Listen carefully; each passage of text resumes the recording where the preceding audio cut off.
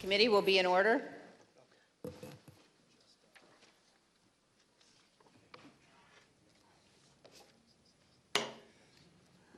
Good evening.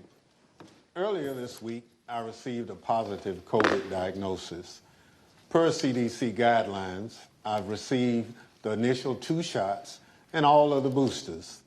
Thus far, I've been blessed to experience very minimal symptoms. Because I'm still quarantined, I cannot participate in person with my colleagues. I've asked our Vice Chair, Ms. Cheney, to preside over this evening's hearing, including maintaining order in the room and swearing in our witnesses. Over the last month and a half, the Select Committee has told the story of a president who did everything in his power to overturn an election. He lied, he bullied, he betrayed his oath. He tried to destroy our democratic institutions. He summoned a mob to Washington. Afterward, on January 6th, when he knew that the assembled mob was heavily armed and angry, he commanded the mob to go to the Capitol, and he emphatically commanded the heavily armed mob to fight like hell. For the weeks between November election and January 6th, Donald Trump was a force to be reckoned with. He shrugged off the factuality and legality correct, sober advice of his knowledgeable and sensible advisors. Instead, he recklessly blazed a path of lawlessness and corruption, the cost to which democracy be damned. And then he stopped. For 187 minutes on January 6th, this man of unbridled destructive energy could not be moved, not by his aides, not by his allies, not by the violent chants of rioters or the desperate pleas of those facing down the riot.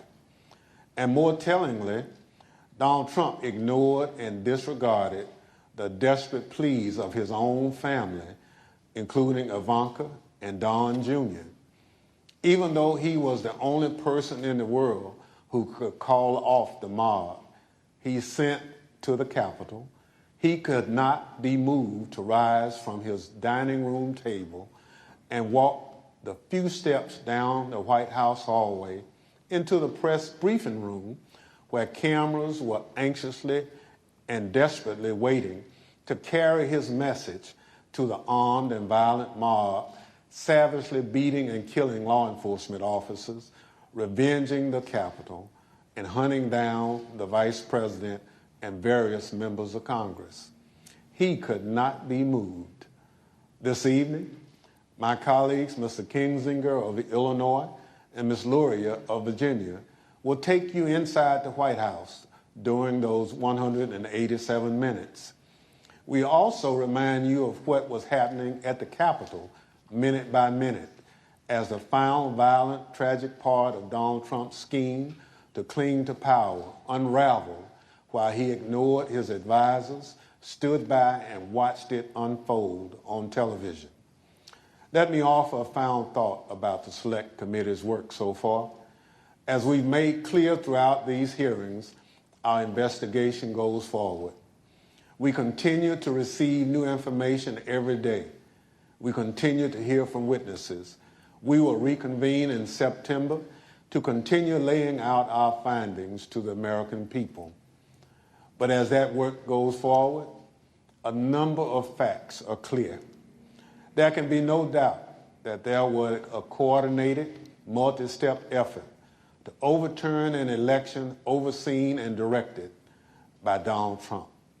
There can be no doubt that he commanded a mob he knew was heavily armed, violent, and angry, to march on the Capitol to try to stop the peaceful transfer of power. And he made targets out of his own vice president and the lawmakers gathered to do the people's work. These facts have gone undisputed. And so there needs to be accountability. Accountability under the law. Accountability to the American people. Accountability at every level, from the local precincts in many states where Donald Trump and his allies attacked election workers for just doing their jobs, all the way up to the Oval Office, where Donald Trump embraced the legal advice of insurrectionists that a federal judge has already said was a coup in search of a legal theory. Our democracy withstood the attack on January 6th. If there's no accountability for January 6th, for every part of this scheme, I fear that we will not overcome the ongoing threat to our democracy. There must be stiff consequences for those responsible. Now I'll turn things over to our Vice Chair to start telling this story. Thank you, Mr. Chairman. Without objection, the presiding officer is authorized to declare the committee in recess at any point. Pursuant to House Deposition Authority Regulation 10, I announce that the committee has approved the release of the deposition material presented during today's hearing. And let me begin tonight by wishing Chairman Thompson a rapid recovery from COVID.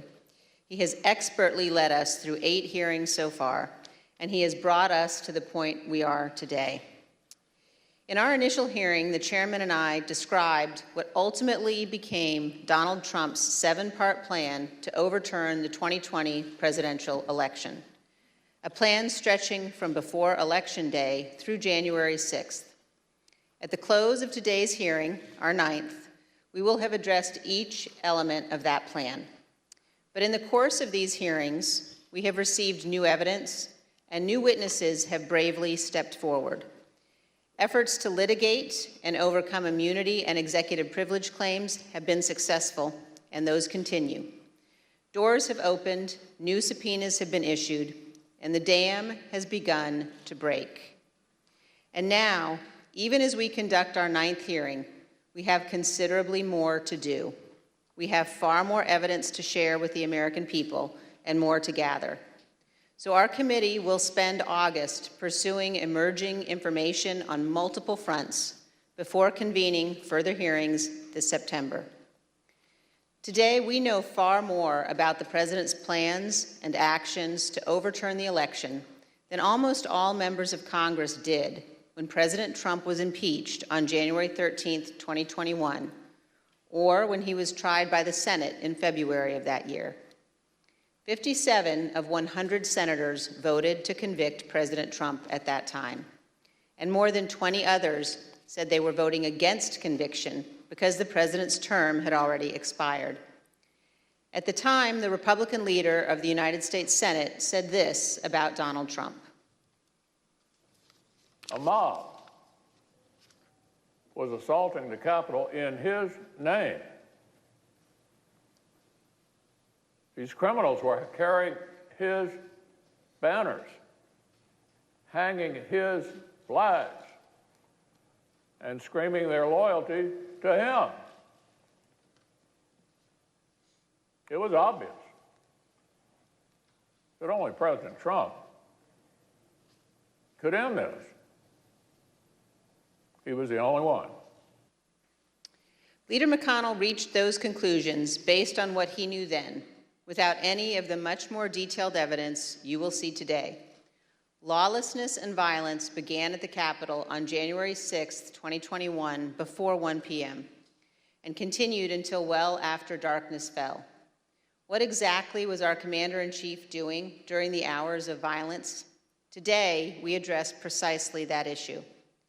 Everything you've heard in these hearings thus far will help you understand President Trump's motives during the violence. You already know Donald Trump's goal: to halt or delay Congress's official proceedings to count certified electoral votes. You know that Donald Trump tried to pressure his vice president to illegally reject votes and delay the proceedings. You know he tried to convince state officials and state legislators to flip their electoral votes from Biden to Trump.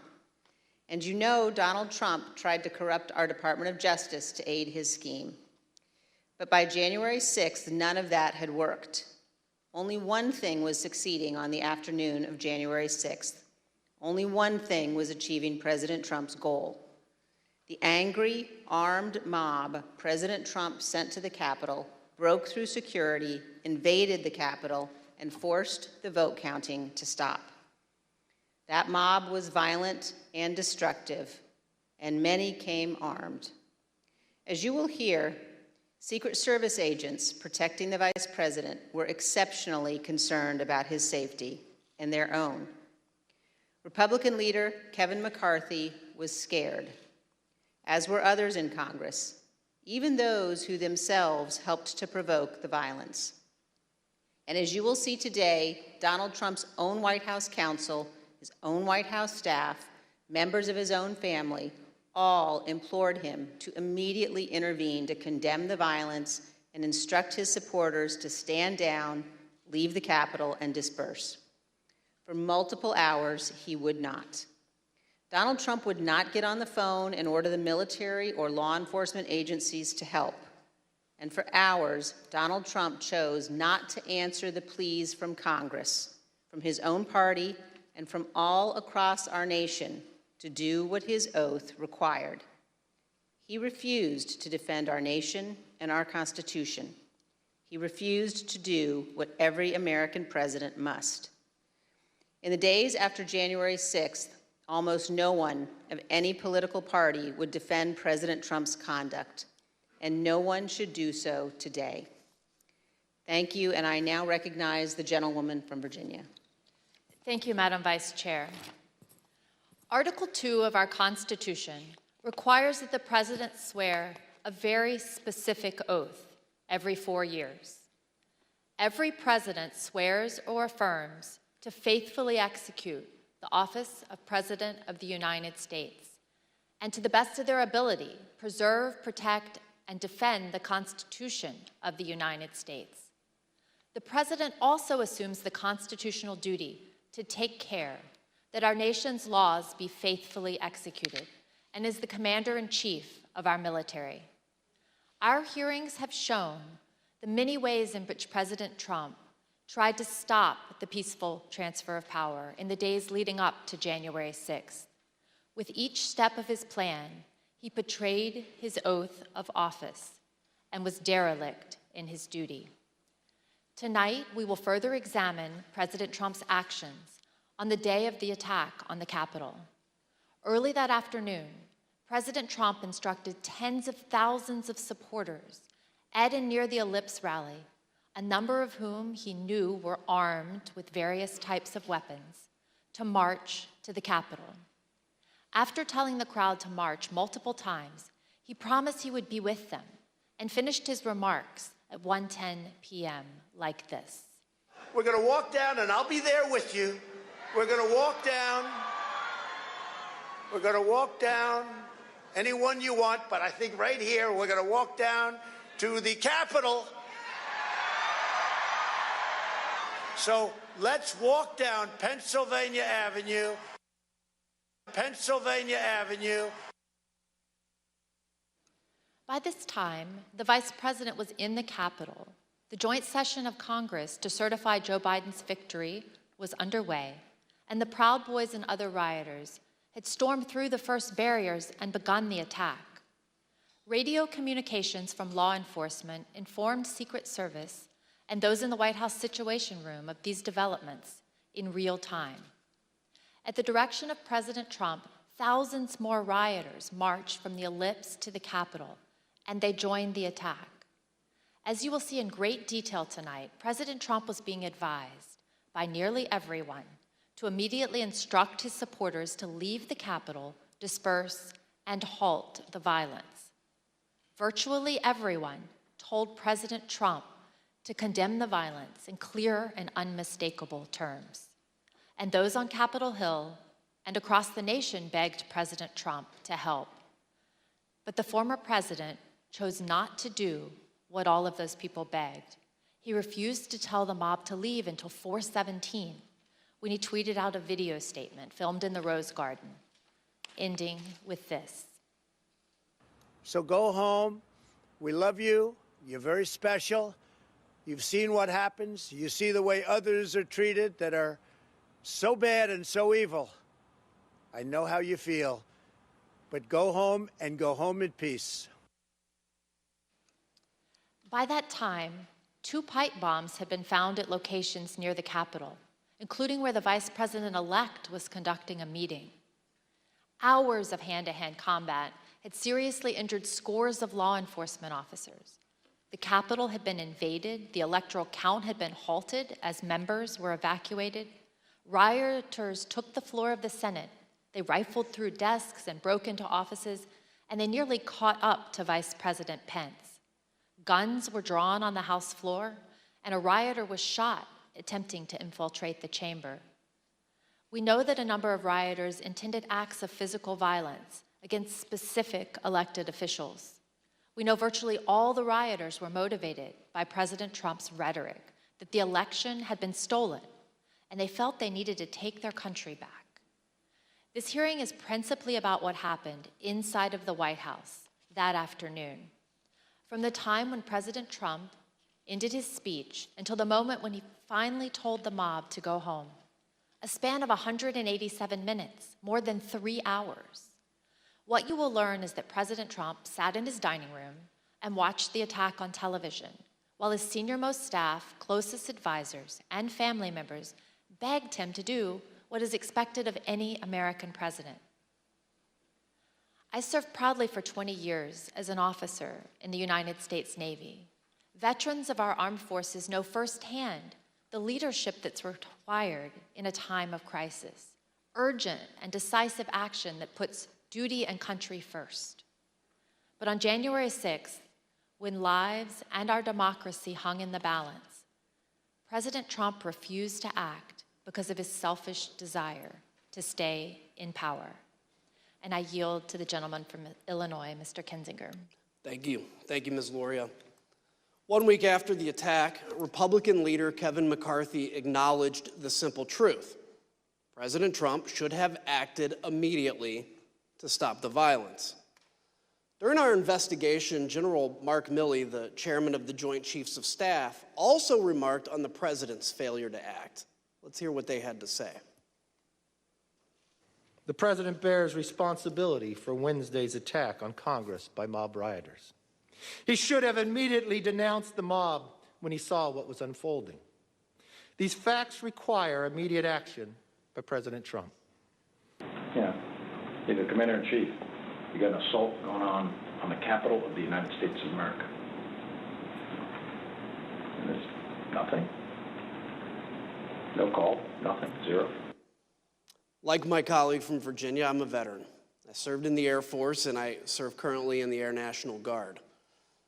I can tell you that General Milley's reaction to President Trump's conduct is 100% correct, and so was Leader McCarthy's. What explains President Trump's behavior? Why did he not take immediate action in a time of crisis? Because President Trump's plan for January 6th was to halt or delay Congress's official proceeding to count the votes. The mob attacking the Capitol quickly caused the evacuation of both the House and the Senate.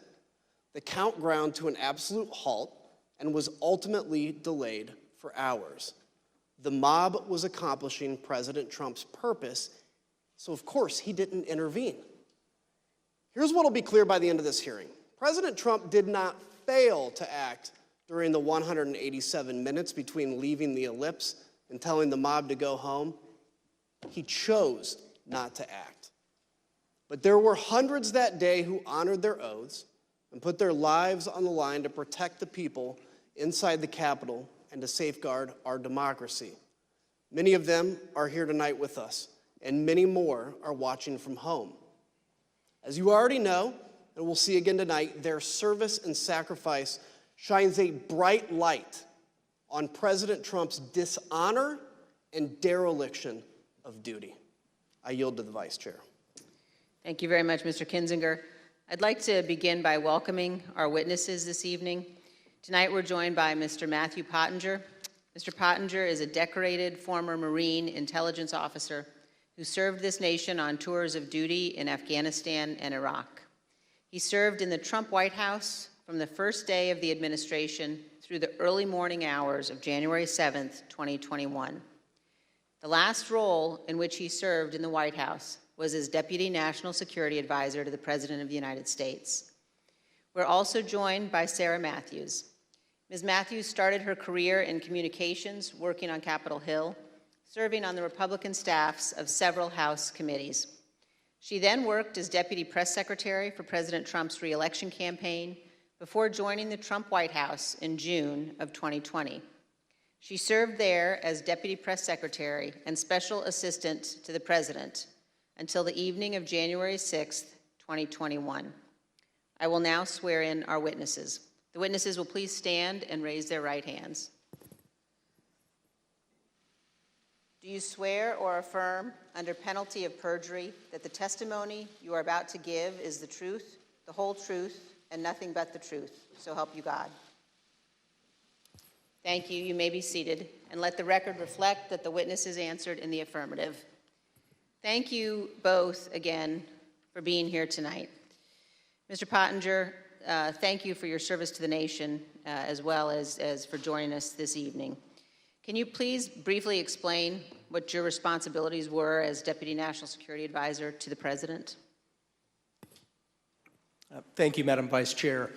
When I started at the White House, I was a senior director for Asia on the National Security Council staff, so that was a job that involved helping coordinate the President's Asia policy. I supported the President when he met or interacted with Asian leaders. Later, 2019, I was promoted to the job of Deputy National Security Advisor. In that role, I was the chairman of the Deputies Committee. That's an NSC meeting of all of the deputy cabinet secretaries. We would settle important matters of national policy related to our national security, and we would also tee up options for the President and for his cabinet members. It was, I felt then, as I do now, that it was a privilege to serve in the White House. I'm also very proud of President Trump's foreign policy accomplishments. We were able to finally compete with China. We were also able to broker peace agreements between Israel and 3 Arab states. I mean, those are some examples of the types of policies that I think made our country safer. Thank you, Mr. Pottinger. And were you in the White House during the attack on the Capitol on January 6th? For most of the day, I was in the White House, although when the President was speaking at the rally, I was actually off-site at a scheduled meeting with India's ambassador to the United States. The National Security Council staff was not involved in organizing the security for what was a domestic event, the rally. But I did return to the White House at roughly 2:30 p.m. Thank you, and I know my colleagues will have additional questions for you about that afternoon. Let me turn now to you, Ms. Matthews. How did you come to join President Trump's White House staff? Thank you, Madam Vice Chair. As you outlined, I am a lifelong Republican, and I joined the Trump re-election campaign in June of 2019. I was one of the first communications staffers actually on board for his re-election campaign. And during that time, I traveled all around the country and met Kayleigh McEnany, who was also working on his re-election campaign. I worked there for a year, and I formed a close relationship with Ms. McEnany, and she moved over to the White House in April of 2020 to start as White House press secretary, and she brought over a group of campaign staff with her, and so I joined her over at the White House in June of 2020 to start as her deputy. And were you, Ms. Matthews, at work in the White House on January 6th? Yes, I was working out of the West Wing that day. Thank you. And now I'd like to recognize the gentlewoman from Virginia and the gentleman from Illinois. Thank you, Madam Vice Chair. As you've seen in our prior hearings, President Trump summoned the mob to D.C. on January 6th. Before he went on stage, he knew some of them were armed and prepared for combat. During his speech, he implored them to march to the Capitol, as he had always planned to do. By the time he walked off the stage, his supporters had already breached the outer perimeter of the Capitol at the foot of Capitol Hill. Since our last hearings, we've received new testimony from a security professional working in the White House complex on January 6th, with access to relevant information and responsibility to report to national security officials. This security official told us that the White House was aware of multiple reports of weapons in the crowd that morning. We as a committee are cognizant of the fear of retribution expressed by certain national security witnesses who have come forward to tell the truth. We've therefore taken steps to protect this national security individual's identity. Listen to this clip from their testimony. What was the consistent message from the people about this idea of the president to walk to the Capitol? To be completely honest, we were all in a state of shock. Because why? Because it's just, one, I think the actual physical feasibility of doing it, and then also we all knew what that implicated and what that meant. That this was no longer a rally, that this was going to move to something else if he physically walked to the Capitol. I don't know if you want to use the word insurrection, coup, whatever. We all knew that this would move from a normal, democratic, public event into something else.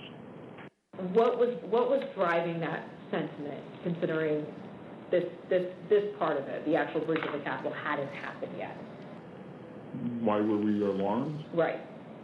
The president wanted to lead tens of thousands of people to the Capitol.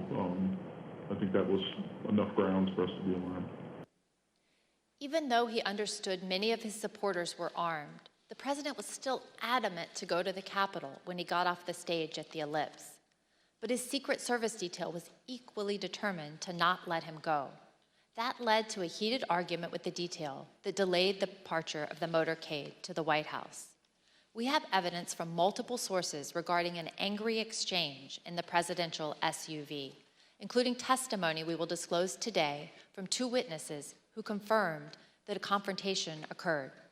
The first witness is a former White House employee with national security responsibilities. After seeing the initial violence at the Capitol on TV, the individual went to see Tony Ornato, the Deputy Chief of Staff in his office. Mr. Ornato was there with Bobby Engel, the president's lead Secret Service agent. This employee told us that Mr. Ornato said that the president was, quote, irate when Mr. Engel refused to drive him to the Capitol. Mr. Engel did not refute what Mr. Ornato said. The second witness is retired Sergeant Mark Robinson of the DC Police Department, who was assigned to the president's motorcade that day. He sat in the lead vehicle with a Secret Service agent responsible for the motorcade, also called the TS agent. Here's how Sergeant Robinson remembered the exchange. Was there any description of what was occurring in the car? No, the only description I received was that the president was upset and that he was adamant about going to the Capitol, and there was a heated discussion about that. And when you say heated, is that your word or is that the word that was described by the TS agent? No, word described by the TS agent, meaning that the president was upset, and he was saying there was a heated argument or discussion about going to the Capitol. About how many times would you say you've been part of that motorcade with the president? Probably over 100 times. And in that 100 times, have you ever witnessed another discussion of an argument or heated discussion with the president where the president was contradicting where he was supposed to go or what the Secret Service believed was safe? No. Like other witnesses, Sergeant Robinson also testified that he was aware that individuals in the crowd were armed. Yes, I believe we was on special events channel, and I was monitoring the traffic, and so I can hear some of the units pointing out to individuals that there were individuals along Constitution Avenue that were armed, that were up in the trees, and I can hear the units responding to those individuals. And so there's always a concern when there's a police in the area. And like other witnesses, Sergeant Robinson told us that the president still wanted to travel to the Capitol, even after returning to the White House. So at the end of the speech, what was the plan supposed to be? So at the end of the speech, we do know that while inside the limo, the president was still adamant about going to the Capitol. That's being relayed to me by the TS agent. And so we did part the ellipse and we responded back to the White House. However, the motorcade, the protest motorcade was placed on standby. And so we were told to stand by on West Exec until they confirmed whether or not the president was going to go to the Capitol. And so I may have waited, I would just estimate maybe 45 minutes to an hour, waiting for Secret Service to make that decision. The motorcade waited at the White House for more than 45 minutes before being released. The committee is also aware that accounts of the angry confrontation in the presidential SUV have circulated widely among the Secret Service since January 6th. Recent disclosures have also caused the committee to subpoena yet further information from the Secret Service, which we've begun to receive and will continue to assess. The committee is also aware that certain Secret Service witnesses have now retained new private counsel.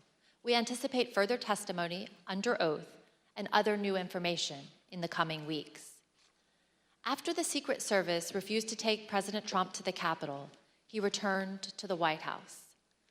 What you see on the screen is a photo of him inside the Oval Office immediately after he returned from the rally, still wearing his overcoat. A White House employee informed the president as soon as he returned to the Oval about the riot at the Capitol. Let me repeat that. Within 15 minutes of leaving the stage, President Trump knew that the Capitol was besieged and under attack. At 1:25, President Trump went to the private dining room off the Oval Office. From 1:25 until 4 o'clock, the president stayed in his dining room. Just to give you a sense of where the dining room is situated in the West Wing, let's take a look at this floor plan. The dining room is connected to the Oval Office by a short hallway. Witnesses told us that on January 6th, President Trump sat in his usual spot, at the head of the table, facing a television hanging on the wall. We know from the employee that the TV was tuned to Fox News all afternoon. Here you can see Fox News on the TV showing coverage of the joint session that was airing that day at 1:25. Other witnesses confirmed that President Trump was in the dining room with the TV on for more than 2.5 hours. There was no official record of what President Trump did while in the dining room. On the screen is the presidential call log from January 6th. As you can see, there's no official record of President Trump receiving or placing a call between 11:06 and 6:54 p.m. As to what the president was doing that afternoon, the presidential daily diary is also silent. It contains no information from the period between 1:21 p.m. and 4:03 p.m. There are also no photos of President Trump during this critical period between 1:21 in the Oval Office and when he went outside to the Rose Garden after 4 o'clock. The chief White House photographer wanted to take pictures because it was, in her words, very important for his archives and for history. But she was told, quote, no photographs. Despite the lack of photos or an official record, we've learned what President Trump was doing while he was watching TV in the dining room. But before we get into that, it's important to understand what he never did that day. Let's watch. So are you aware of any phone call by the President of the United States to the Secretary of Defense that day? Not that I'm aware of, no. Are you aware of any phone call by the President of the United States to the Attorney General of the United States that day? No. Are you aware of any phone call by the President of the United States to the Secretary of Homeland Security that day? I'm not aware of that, no. Did you ever hear the President No. ask for the National No. Guard? Did you ever hear the President ask for law enforcement response? No. So as somebody who works in the national security space and with the National Security Council, if there were going to be troops present or called up for a rally in Washington, D.C., for example, is that something that you would have been aware of? Yeah, I would have. Do you know if he asked anybody to reach out to any of those that we just listed off: National Guard, DOD, FBI, Homeland Security, Secret Service, Mayor Bowser, the Capitol Police, about the situation in the Capitol? I am not aware of any of those requests. No, sir. We have confirmed in numerous interviews with senior law enforcement and military leaders, Vice President Pence's staff and DC government officials. None of them, not one, heard from President Trump that day. He did not call to issue orders. He did not call to offer assistance. This week, we received additional testimony from yet another witness about why the president didn't make any efforts to quell the attack. The former White House employee with national security responsibilities told us about a conversation with senior advisor Eric Hirschman and Pat Cipollone, the top White House lawyer. This conversation was about a pending call from the Pentagon seeking to coordinate on the response to the attack. Mr. Hirschman turned to Mr. Cipollone and said, "The president didn't want to do anything." And so Mr. Cipollone had to take the call himself. So if President Trump wasn't calling law enforcement or military leaders, what did President Trump spend his time doing that afternoon while he first settled into the dining room? He was calling senators to encourage them to delay or object to the certification. Here's Kayleigh McEnany, his press secretary, to explain. All right, then it says back there, and he wants list of senators. And then he's calling them one by one. Do you know which ones he called? To the best of my recollection, no. As I say in my notes, he wanted a list of the senators, and I left him at that point. Because the presidential call log is empty, we do not yet know precisely which senators President Trump was calling. But we do know from Rudy Giuliani's phone records that President Trump also called him at 1:39, after he had been told that the riot was underway at the Capitol. Mr. Giuliani was President Trump's lead election attorney. According to the phone records, the president's call with him lasted approximately 4 minutes. Recall that Fox News was on in the dining room. Let's take a look at what was airing as this call was ending. The president, as we all saw, fired this crowd up. They've all, tens of thousands, maybe 100,000 or more, have gone down to the Capitol or elsewhere in the city, and they're very upset. Now, I jumped down as soon as we heard the news that Brett gave you about Mike Pence. I started talking to these people. I said, "What do you think?" One woman, an Air Force veteran from Missouri, said she was, quote, disgusted to hear that news and that it was his duty to do something. And I told her, I said, there's nothing in the Constitution unilaterally that Vice President Pence could do. She said, that doesn't matter. He should have fought for Trump. At 1:49, here's what was happening at the Capitol with President Trump's fired up supporters. We're going to give riot warning. We're going to try and get compliance, but this is now effectively a riot. 1349 hours declaring it a riot.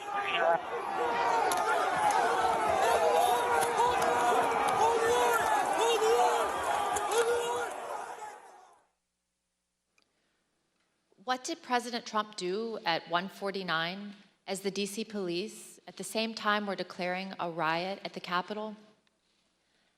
As you can see on the screen, he tweeted out a link to the recording of his ellipse speech. This was the same speech in which he knowingly sent an armed mob to the Capitol. But President Trump made no comment about the lawlessness and the violence. I yield to the gentleman from Illinois. The next action President Trump took was to tweet at 2:24 p.m. What happened during the 35 minutes between his last tweet at 1:49 and 2:24?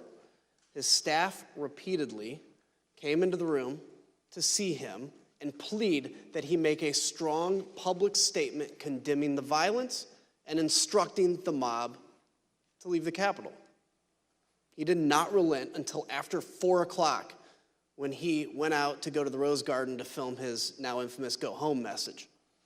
Pat Cipollone was a top White House lawyer.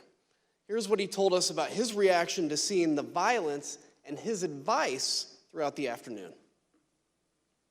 When did you first realize that there was actual violence or rioting? I first realized that it may have been on television, or it may have been Tony, or it may have been Bill, but I found out that people were, they weren't in the Capitol yet, but they were, and then I started watching it, and then I was aware. What specifically did you think needed to be done? I think I was pretty clear there needed to be an immediate and forceful response statement, public statement, that people need to leave the Capitol now. My question is exactly that. That it sounds like you, from the very onset of violence at the Capitol, right around 2:00, were pushing for a strong statement that people should leave the Capitol. Is that right? I was, and others were as well. Pat, you said that you expressed your opinion forcefully. Could you tell us exactly how you did that? Yeah, I can't, don't have, I have to, on the privilege issue, I can't talk about conversations with the president, but I can generically say that I said, people need to be told, there needs to be a public announcement fast that they need to leave the Capitol. And Pat, could you let us know approximately when you said that? Approximately when? Almost immediately after I found out people were getting into the Capitol or approaching the Capitol in a way that was violent. Do you remember any discussion with Mark Meadows with respect to his view that the president didn't want to do anything, was somehow resistant to wanting to say something along the lines that you suggest? It's not just to be clear, many people suggested it. Not just me, many people felt the same way. I'm sure I had conversations with Mark about this during the course of the day and expressed my opinion very forcefully that this needs to be done. So your advice was tell people to leave the Capitol, and it took over 2 hours when there were subsequent statements made, tweets put forth that in your view were insufficient. Did you continue, Mr. Cipollone, throughout the period of time up until 4/17, continue, you and others, to push for a stronger statement? Yes. Were you joined in that effort by Ivanka Trump? Yes. By Eric Hershey? Yes. By Mark Meadows? Yes. White House counsel's office wanted there to be a strong statement out to condemn the rioters. I'm confident in that. I'm confident that Ivanka Trump wanted there to be a strong statement to condemn the rioters. I don't know the private conversation she had with Mr. Trump, but I remember when she came to the office one time with White House counsel's office, when she came to the chief of staff's office with White House counsel's office, she was talking about the speech later that day and trying to get her dad on board with saying something that was more direct than he had wanted to at the time and throughout the afternoon. And I think Mark also I remember him getting Ivanka involved because it's like, get Ivanka down here because he thought that would be important. I don't think Jared was there in the morning, but I think he came later. I remember thinking it was important to get him in there too. And of course, Pat Philbin, was expressing the same things. I mean, Pat Philbin, was very, as I said, I don't think there was one of these meetings where there might have been, but for the most part, I remember that both of us going down together, going back, getting on phone calls. He was also very clearly expressing this view. Pat Cipollone and Cassidy Hutchinson, an aide to Chief of Staff Mark Meadows, also told us about the Hang Mike Pence chants. As you will see, Mr. Cipollone recalled conversations about those chants in the West Wing, but he relied on executive privilege to maintain confidentiality over his and others' direct communications with the president. Although Mr. Cipollone was unwilling to provide more detail, Ms. Hutchison provided more explicit information, filling in those blanks. See that for yourself. It wasn't until Mark hung up the phone, handed it back to me. I went back to my desk. A couple minutes later, him and Pat came back, possibly Eric Hirschman too. I'm pretty sure Eric Hirschman was there. but I'm confident it was Pat that was there. I remember Pat saying something to the effect of, Mark, we need to do something more. They're literally calling for the vice president to be effing hung. And Mark had responded something to the effect of, you heard him, Pat. He thinks Mike deserves it. He doesn't think they're doing anything wrong.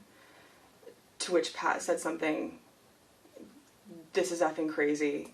We need to be doing something more. Briefly stepped into Mark's office.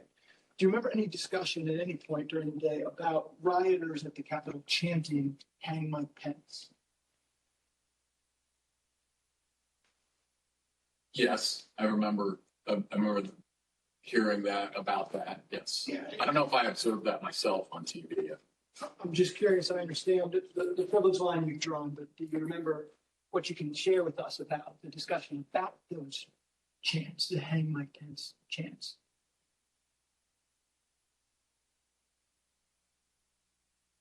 I can tell you my view of that. Yeah, please.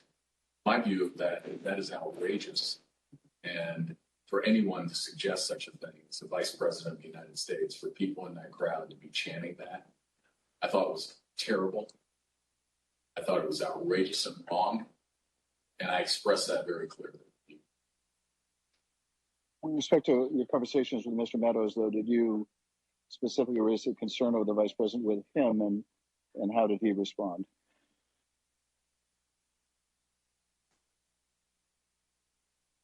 I believe I raised a concern about the vice president, and I again, the nature of his response, without recalling exactly, was people were doing all that they could. And what about the president? Did he indicate whether he thought the president was doing what needed to be done to protect the vice president?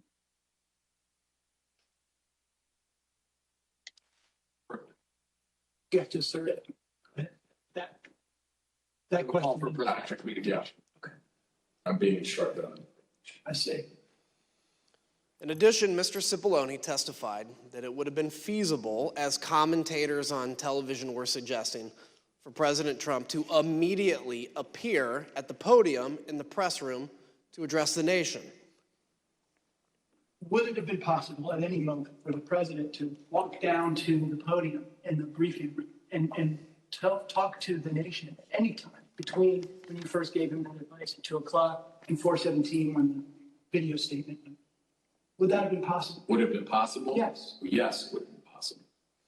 We just heard Mr. Cipollone say that President Trump could have gone to the press briefing room to issue a statement at any moment. To give you a sense of just how easy that would have been, let's take a look at a map of the West Wing. As we saw earlier, the president's private dining room is at the bottom of the map. The press briefing room is at the top, highlighted in blue. And the Rose Garden, where the president ultimately filmed his go home video, is on the right next to the Oval Office, and that's highlighted in green. Ms. Matthews, how quickly could the president have gotten on camera in the press briefing room to deliver a statement to the nation? So as you outlined, it would take probably less than 60 seconds from the Oval Office dining room over to the press briefing room. And for folks that might not know, the briefing room is the room that you see the White House press secretary do briefings from, with the podium and the blue backdrop. And there's a camera that is on in there at all times. And so if the president had wanted to make a statement and address the American people, he could have been on camera almost instantly. And conversely, the White House press corps has offices that are located directly behind the briefing room. And so if he had wanted to make an address from the Oval Office, we could have assembled the White House press corps probably in a matter of minutes to get them into the Oval for him to do an on-camera address. Thank you. Other witnesses have given us their views on that question. For example, General Keith Kellogg told us that some staff were concerned that a live appearance by the president at the microphones at that moment could actually make matters worse. He told us he recommended against doing a press conference because during his 4 years in the Trump administration, quote, there wasn't a single clean press conference we had had. President Trump's advisors knew his state of mind at that moment, and they were worried about what he would say in unscripted comments. I yield to the gentlewoman from Virginia. Thank you. As you've heard, by 2 o'clock, multiple staff members in the White House recognized that a serious situation was underway at the Capitol. Personally, I recall being evacuated from the House office building where we're sitting before this time. And it was due to the discovery of 2 pipe bombs in nearby buildings.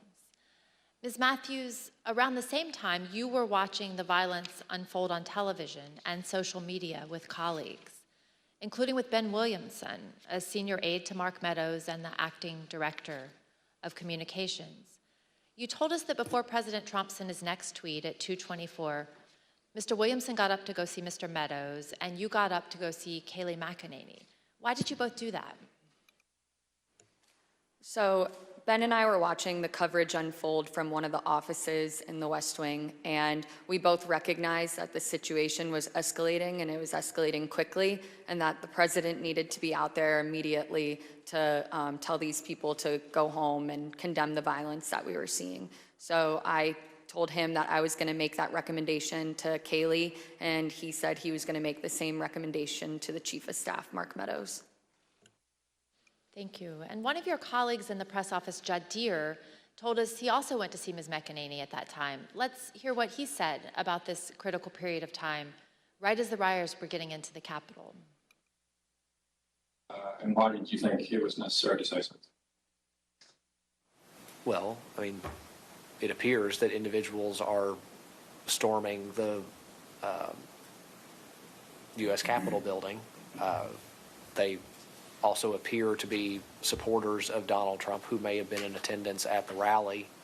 We're going to need to say something. And did you have a view as to what should be said by the White House?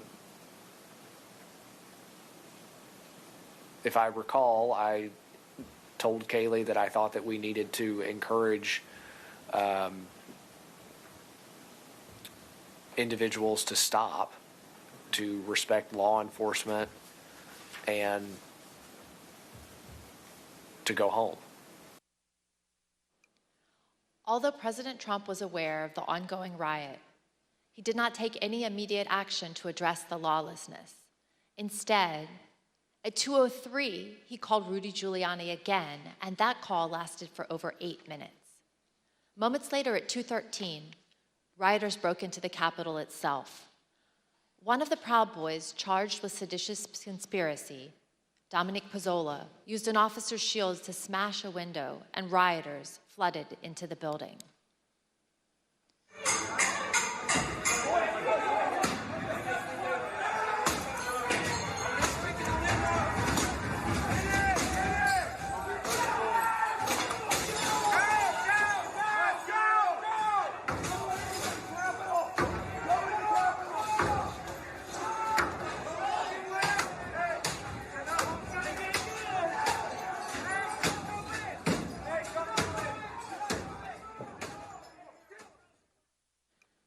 As rioters were entering the building, the Secret Service held Vice President Pence in his office right off the Senate chamber for 13 minutes as they worked to clear a safe path to a secure location.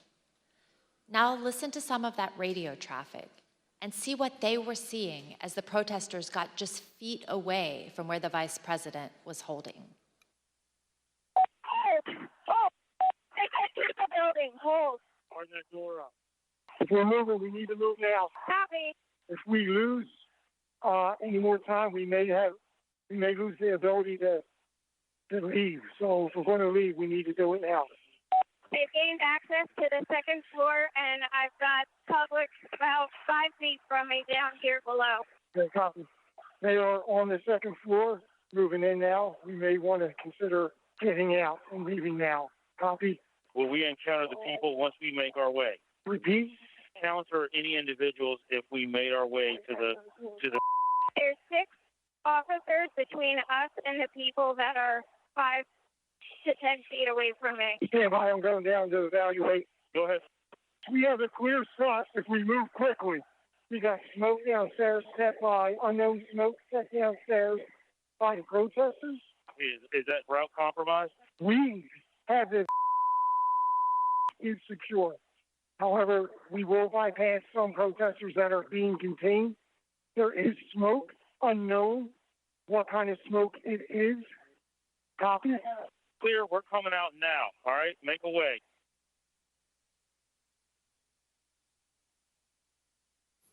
The President's National Security Council staff was listening to these developments and tracking them in real time. On the screen, you can see excerpts from the chat logs among the President's National Security Council staff. At 2:13, the staff learned that the rioters were kicking in the windows at the Capitol. 3 minutes later, the staff said the Vice President was being pulled, which meant agents evacuated him from the Senate floor. At 2:24, the staff noted that the Secret Service agents at the Capitol did not, quote, sound good right now. Earlier, you heard from a security professional who had been working in the White House complex on January 6th with access to relevant information and a responsibility to report to national security officials.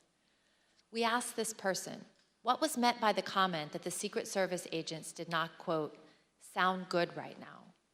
In the following clip of that testimony, which has been modified to protect the individual's identity, the professional discusses what they heard from listening to the incoming radio traffic that day. Okay, that last entry on this page is service to the Capitol does not sound good right now. Correct. What does that mean? The members of the VP detail at this time were starting to fear for their own lives. There was a lot of yelling, a lot of very personal calls over the radio. So it was disturbing. I don't like talking about it, but there were calls to say goodbye to family members, so on and so forth. It was getting, for whatever the reason was on the ground, the VP detail thought that this was about to get very ugly. And did you hear that over the radio? Correct. Okay. What was the response by the agents, Secret Service agents who were there? Everybody kept saying, at that point it was just reassurances, or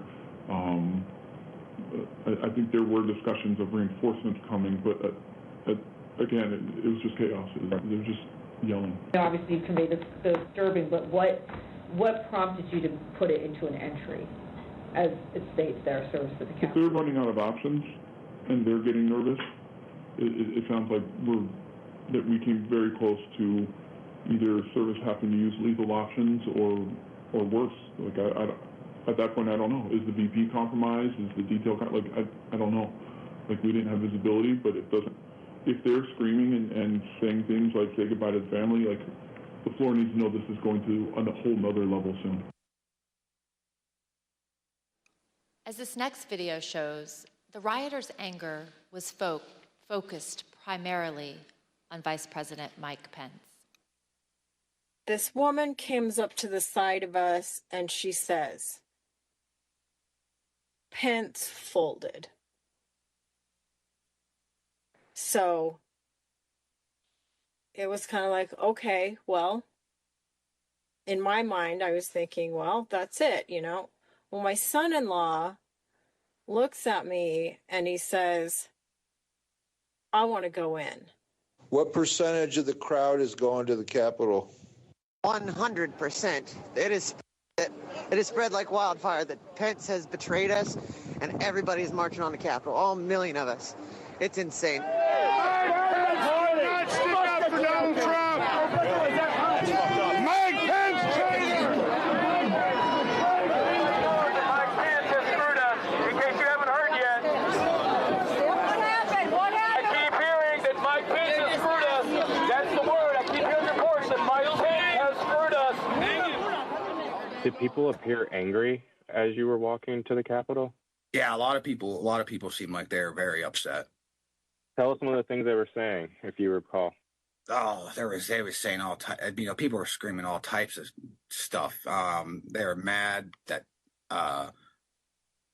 Vice President Pence was going to accept the electorals. It was a little. If you could think it up, you were hearing it. I believe that Vice President Pence was going to certify the electoral votes or not certify them, but I guess that's just changed, correct? And it's a very big disappointment. I think there's several 100,000 people here that are very disappointed. President Trump did not try to calm his thousands of disappointed supporters. Instead, at almost the same moment violence was getting completely out of hand, Donald Trump sent his 224 tweet. The president said, Mike Pence didn't have the courage to do what should have been done to protect our country and our Constitution. Despite knowing the Capitol had been breached and the mob was in the building, President Trump called Mike Pence a coward and placed all the blame on him for not stopping the certification. He put a target on his own vice president's back. Mr. Pottinger and Ms. Matthews, when we ask you about your reaction to seeing the 224 tweet in real time, you both used the same imagery to describe it. President Trump was adding fuel to the fire. Mr. Pottinger, you made the decision to resign after seeing this tweet. Can you please tell us why? Yes. So that was pretty soon after or shortly before I'd gotten back to the White House. I'd come from off-site. I began to see for the first time those images on TV of the chaos that was unfolding at the Capitol. One of my aides handed me a sheet of paper that contained the tweet that you just read. I read it and was quite disturbed by it. I was disturbed and worried to see that the president was attacking Vice President Pence for doing his constitutional duty. So the tweet looked to me like the opposite of what we really needed at that moment, which was a de-escalation. And that's why I had said earlier that it looked like fuel being poured on the fire. So that was the moment that I decided that I was going to resign, that would be my last day at the White House. I simply didn't want to be associated with the events that were unfolding on the Capitol.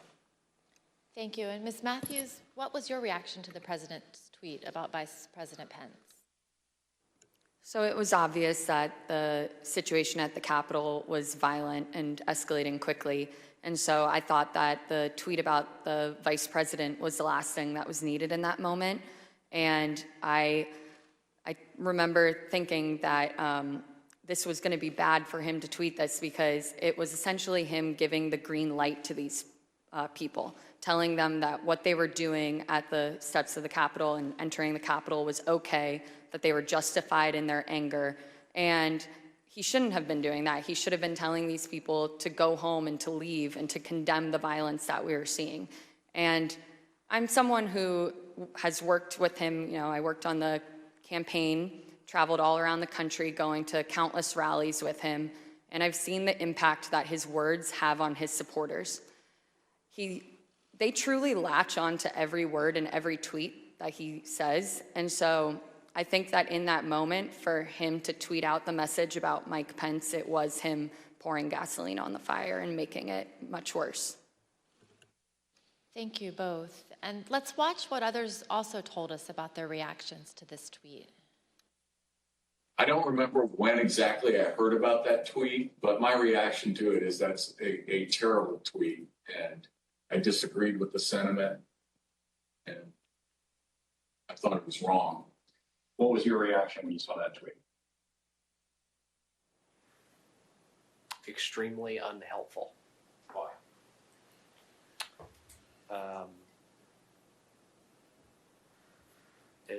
It wasn't the message that we needed at that time. It wasn't going to. The scenes at the U.S. Capitol were only getting worse at that point. This was not going to help that. Were you concerned it could make it worse? Certainly. Ms. Hutchinson, what was your reaction when you saw this tweet? As a staffer that works to always represent the administration to the best of my ability and to showcase the good things that he had done for the country,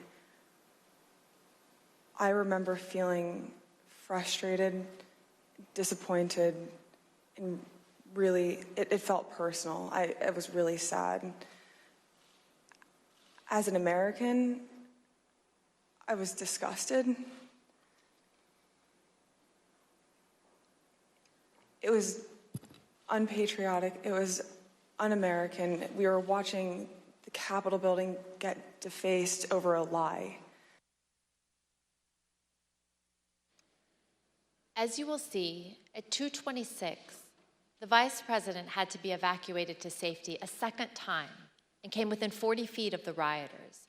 The attack escalated quickly right after the tweet.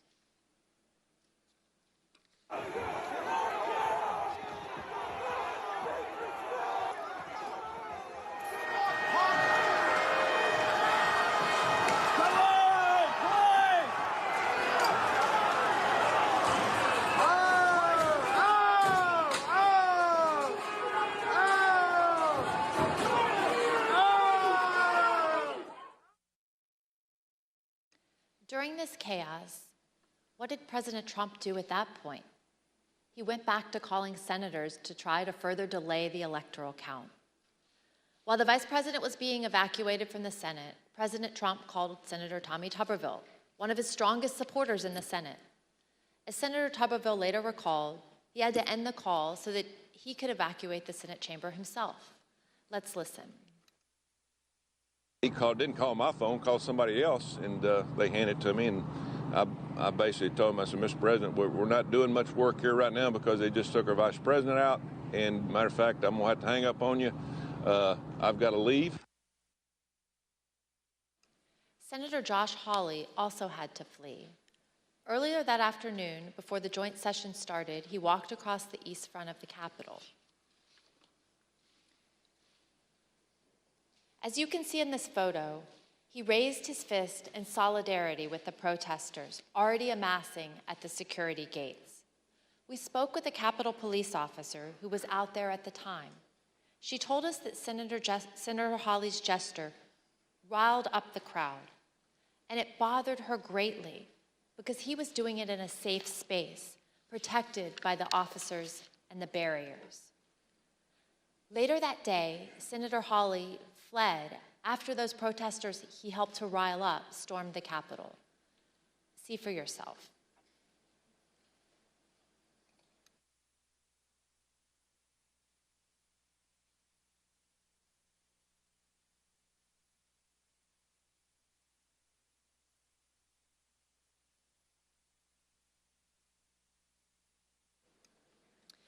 Think about what we've seen. Undeniable violence at the Capitol. The Vice President being evacuated to safety by the Secret Service. Senators running through the hallways of the Senate to get away from the mob. As the Commander-in-Chief, President Trump was oath and duty bound to protect the Capitol. His senior staff understood that. Do you believe, Jared, that the President has an obligation to ensure a peaceful transfer of power? Yes.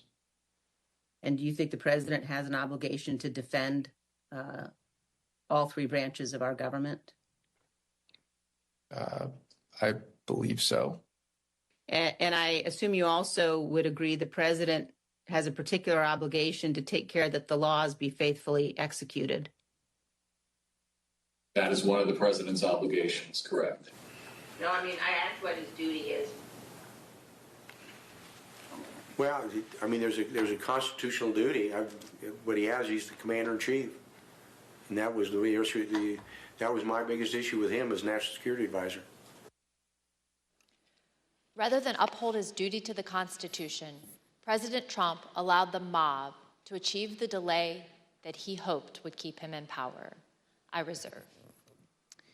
The gentlewoman reserves. I request that those in the hearing room remain seated until the Capitol Police have escorted members and witnesses from the room. I now declare the committee in recess for a period of approximately 10 minutes.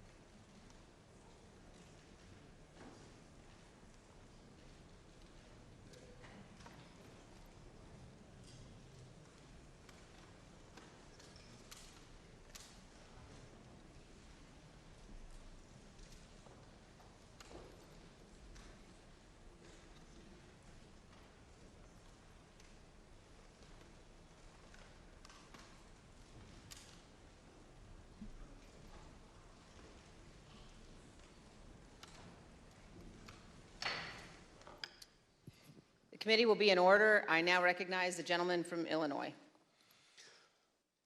We left at the recess just after President Trump's 224 tweet attacking the vice president. By this time, the president had been in his dining room for an hour.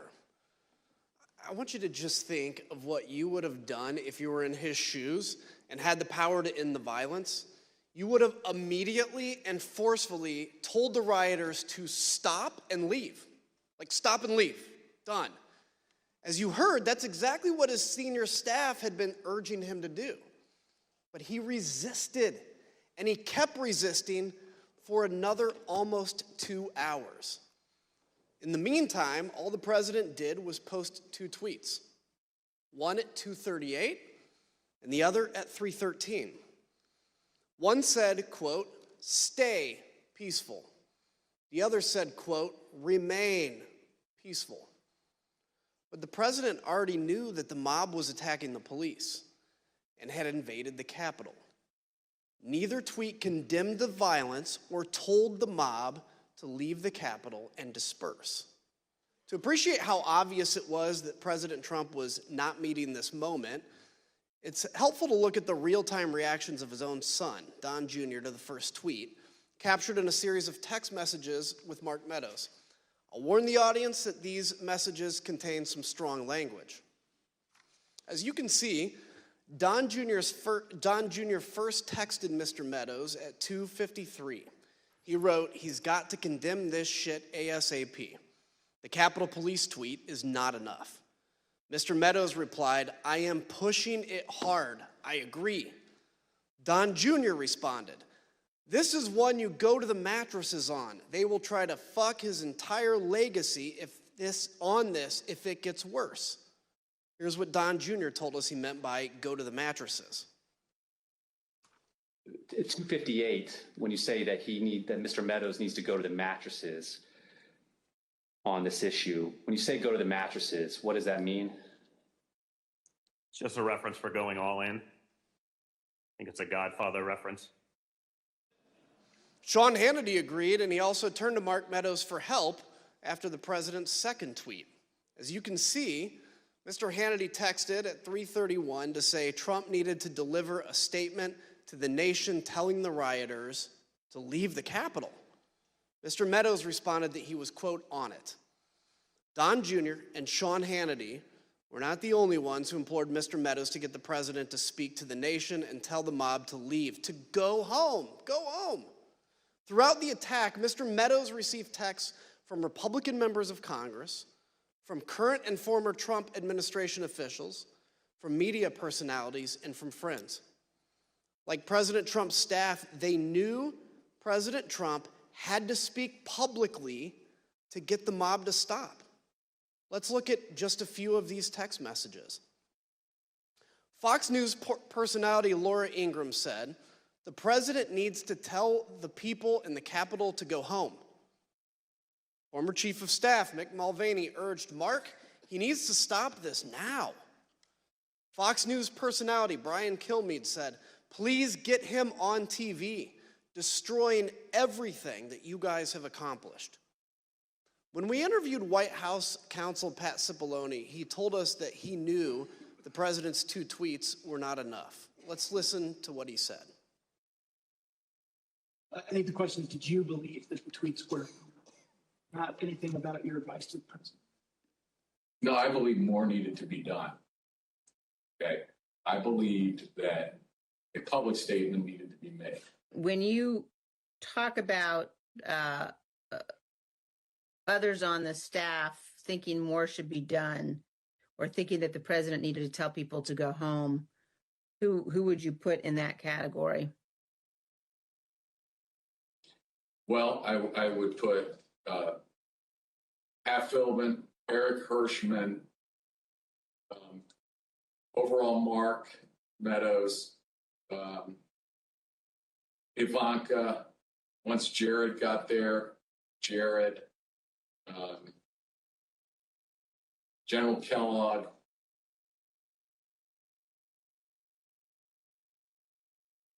I'm probably missing some, but those Kaylee, I think, was there, but I don't Dan Scavino. And who on the staff did not want people to leave the Capitol? On the staff? In the White House, how about? I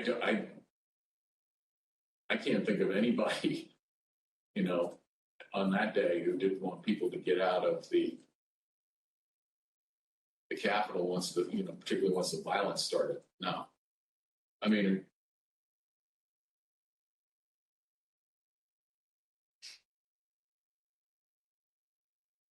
what about the president? Yeah. She said the staff. So I answered. No, I said in the White House. Oh, I'm sorry. I apologize. I thought you said who else on the staff.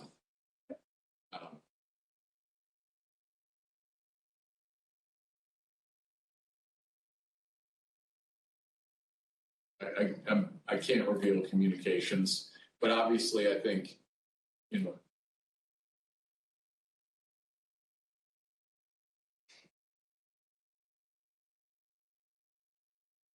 yeah.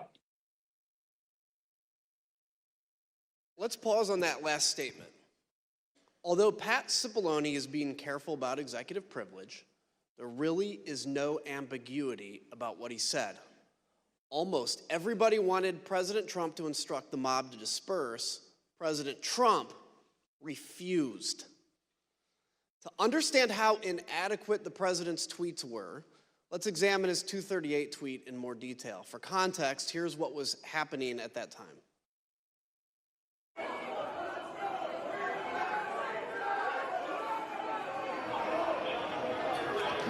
They broke the glass.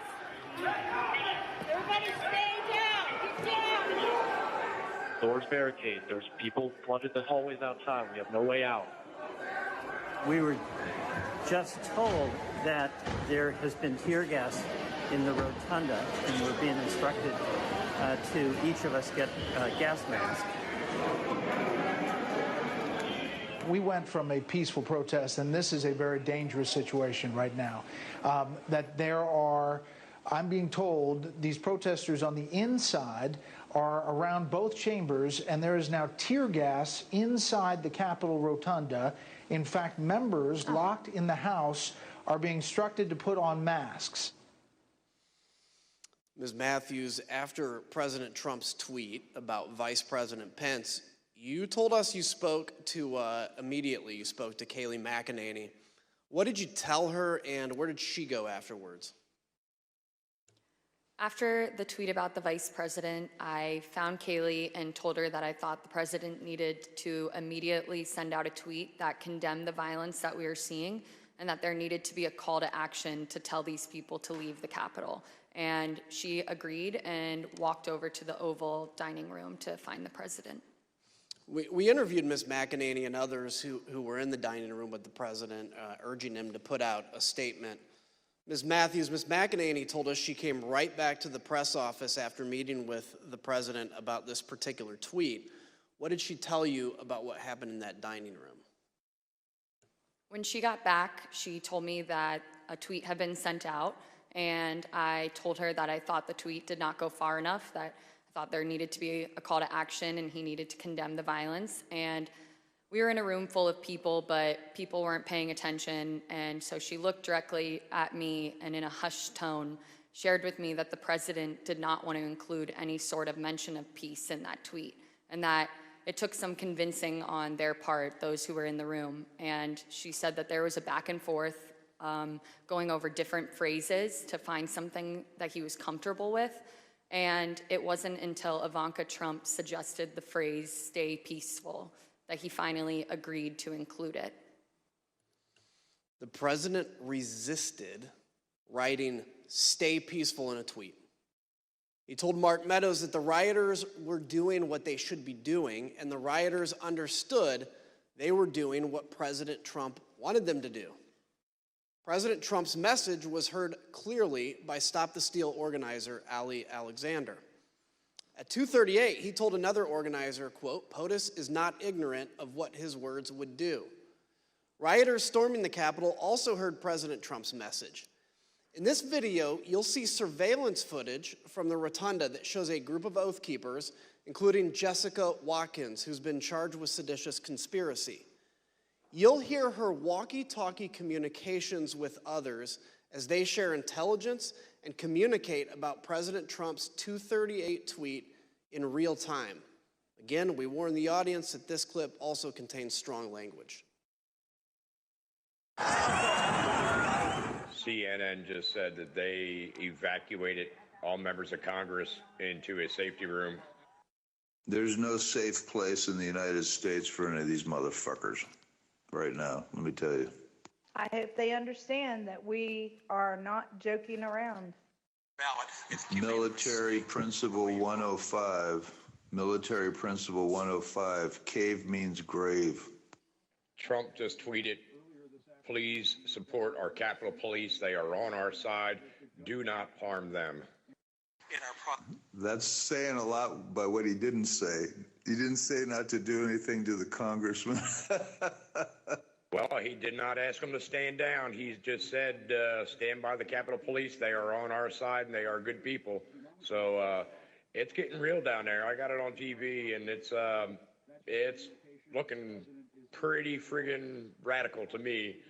CNN said that Trump has egged this on, that he is egging it on, and that he is watching the country burn 2 weeks before he leaves office. He is not leaving office. I don't give a shit what they say. We are in the mezzanine. We are in the main dome right now. We are rocking it. They're throwing grenades. They're freaking shooting people with paintballs, but we're in here. Be safe, be safe. God bless and Godspeed, and keep going. Get it, Jess. Do your shit. This is what we fucking lived up for. Everything we fucking trained for. Took over the Capitol, overran the Capitol. We're in the fucking Capitol, bro. We've now seen how President Trump's supporters reacted to his tweets. Mr. Pottinger, you told us that you consider the tweets sent to this point to be, quote, wholly inadequate given the urgency of the crisis. What, in your view, would have been needed?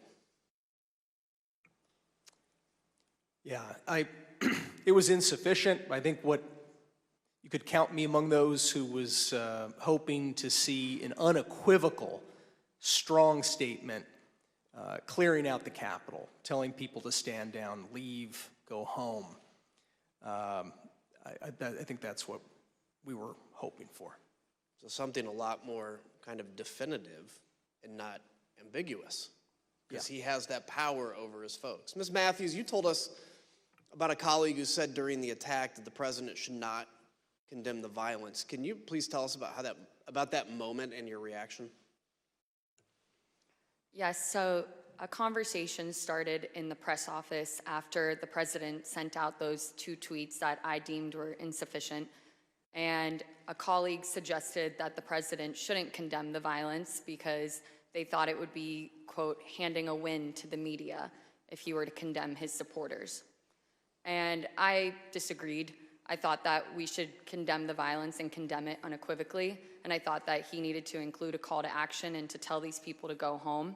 And a debate ensued over it. And I became visibly frustrated, and my colleagues were well aware of that. And I couldn't believe that we were arguing over this in the middle of the West Wing, talking about the politics of a tweet, being concerned with handing the media a win when we had just watched all of that violence unfold at the Capitol. And so I motioned up at the TV and I said, do you think it looks like we're effing winning? Because I don't think it does. And I again reiterated that I thought that the president needed to condemn the violence because it didn't matter if it was coming from the left or the right, that you should condemn violence 100% of the time. We've heard this evening how everyone in the president's orbit was pushing him to do more, to tell the mob to leave the Capitol. One of those people was Republican leader Kevin McCarthy. He managed to get the president on the phone and told him to call off his supporters. As you will hear, the president refused, and so Leader McCarthy reached out for help to Ivanka Trump, who was at the White House, and Jared Kushner, who that afternoon had just arrived back on a flight from the Middle East. So at some point in the afternoon, Mr.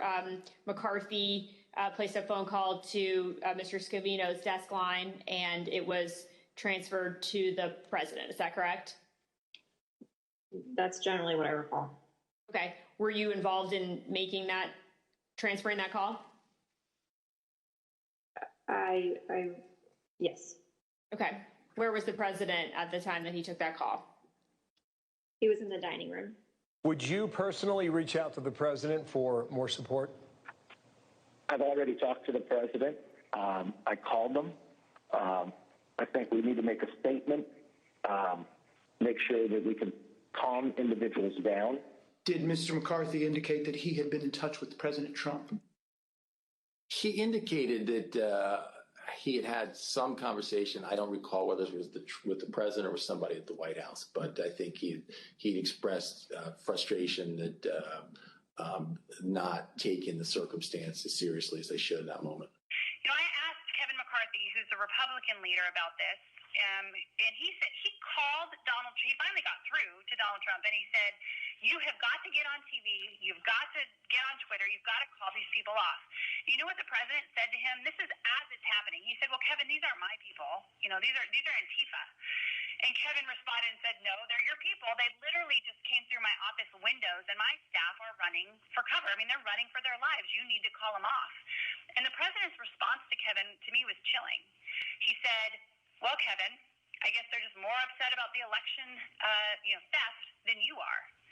And that's, you've seen widespread reports of Kevin McCarthy and the president having basically a swearing conversation. That's when the swearing commenced, because the president was basically saying, I'm okay with this. Leader McCarthy, the President of the United States has a briefing room steps from the Oval Office. The cameras are hot 24/7, as you know. Why hasn't he walked down and said that now? I conveyed to the president what I think is best to do, and I'm hopeful the president will do it. And have you spoken with his chief of staff? I've spoken to the president. I've spoken to other people in there and to the White House as well. Who else reached out to Ms. Trump that you know of that afternoon about the attack on the Capitol? I believe at one point McCarthy did. Heard my phone ringing, turned the shower off, saw it was Leader McCarthy, who I had a good relationship with. He told me he was getting really ugly over at the Capitol and said, "Please, anything you could do to help, I would appreciate it." I don't recall specific asks, just anything you could do. Again, I got the sense that, they were scared. They meaning Leader McCarthy and people on the Hill because of the violence? That he was scared, yes. Think about that. Leader McCarthy, who was one of the president's strongest supporters, was scared and begging for help. President Trump turned him down. So he tried to call the president's children. Republican House member Mike Gallagher also implored the president to call off the attack. Mr. President, you have got to stop this. You are the only person who can call this off. Call it off. The election is over. Call it off. President-elect Joe Biden also went live on TV to demand that President Trump tell the mob to leave. I call on President Trump to go on national television now to fulfill his oath and defend the Constitution and demand an end to this siege. There was a desperate scramble for everyone to get President Trump to do anything. All this occurred, and the president still did not act. I yield to my friend from Virginia. Thank you, Mr. Kinzinger. President Trump finally relented to the pleas from his staff, his family, and from Capitol Hill for him to do something more at 4:17. 187 minutes, more than 3 hours after he stopped speaking at the ellipse. After he stopped speaking to a mob that he had sent armed to the Capitol. That's when he tweeted a video telling the rioters to go home, while also telling them that they were special and that he loved them. By that time, although, the violence was far from over. Law enforcement had started to turn the tide. Reinforcements were on the way, and elected officials were in secure locations. The writing was already on the wall. The rioters would not succeed. Here's what was showing on Fox News, the channel the president was watching all afternoon. Back to Brett Baer with more information now. Brett, what do you have? Yeah, our Pentagon team, Jen Griffin, Lucas Tomlinson, confirming the Defense Department has now mobilized the entire D.C. National Guard, 1,800 troops. Take several hours, as I was mentioning before, to get them up and running. The Army Secretary Ron McCarthy is setting up a headquarters at the FBI. You just heard from David Spunt that the FBI is also sending troops to the Capitol. It's no coincidence, then, that President Trump finally gave in and went out to the Rose Garden at 4:03. His staff had prepared a script for him to read, but he refused to use it. As you can see on the screen, you can see the script is stamped "President has seen." The script said, quote, "I'm asking you to leave the Capital Region now and go home in a peaceful way." The president was urged to stick to this script, but he spoke off the cuff. Eric Hirschman and Nick Luna went with the president to film the message in the Rose Garden. Let's hear what they had to say and see the never-before-seen raw footage of the president recording this video message. Ultimately, these remarks that we're looking at here in Exhibit 25 were not the remarks that the president delivered in the Rose Garden. Do you know why the president decided not to use these? I don't know, sir. No, I do not know why. Did the president use any written remarks to your knowledge, or did he just go off the cuff? To my knowledge, it was off the cuff, sir. Good, Chase. When you're ready, sir. Yep, you'll be right behind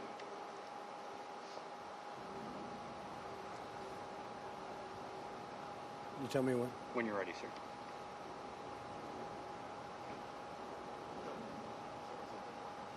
Who's behind me? He's gone around. We're all clear now. I know your pain. I know you're hurt. We had a election. Let me see. I know your pain. I know you're hurt. We had an election that was stolen from us. It was a landslide election, and everyone knows it, especially the other side. But you have to go home now. We have to have peace. We have to have law and order. We have to respect our great people in law and order. We don't want anybody hurt. It's a very tough period of time. There's never been a time like this where such a thing happened, where they could take it away from all of us, from me, from you, from our country. This was a fraudulent election, but we can't play into the hands of these people. We have to have peace. So go home. We love you. You're very special. You've seen what happens. You see the way others are treated that are so bad and so evil. I know how you feel. But go home and go home in peace. When I got there, basically the president just had finished filming the video, and I think he was basically retiring for the day. Was there any discussion about the president releasing a second video that day? Not that I recall. When he finished his video, I think everyone was like, day's over. People were pretty drained. Were pretty what? Drained. But we say day over. I mean, there were still people in the Capitol at that point, weren't there? There were people in the Capitol, but I believe by this stage, law enforcement, and I'd have to go back and look, but I believe law enforcement was either there or moving in or going to take charge. I just tell you, people were emotionally drained by the time that videotape was done. Emotionally drained? At the White House? Here's what was happening at the same time at the Capitol. We warned the audience that this clip also contains strong language and violence. Hey, keep pushing, don't lose the momentum.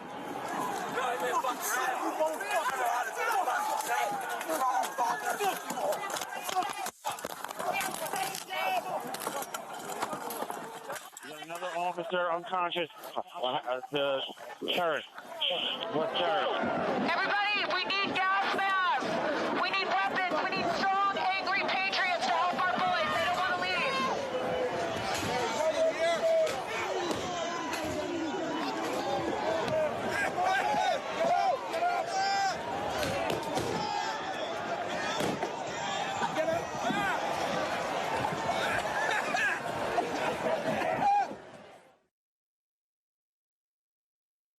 While President Trump refused to even lift another finger to help, other leaders honored their oaths and acted to clear the Capitol and resume the joint session.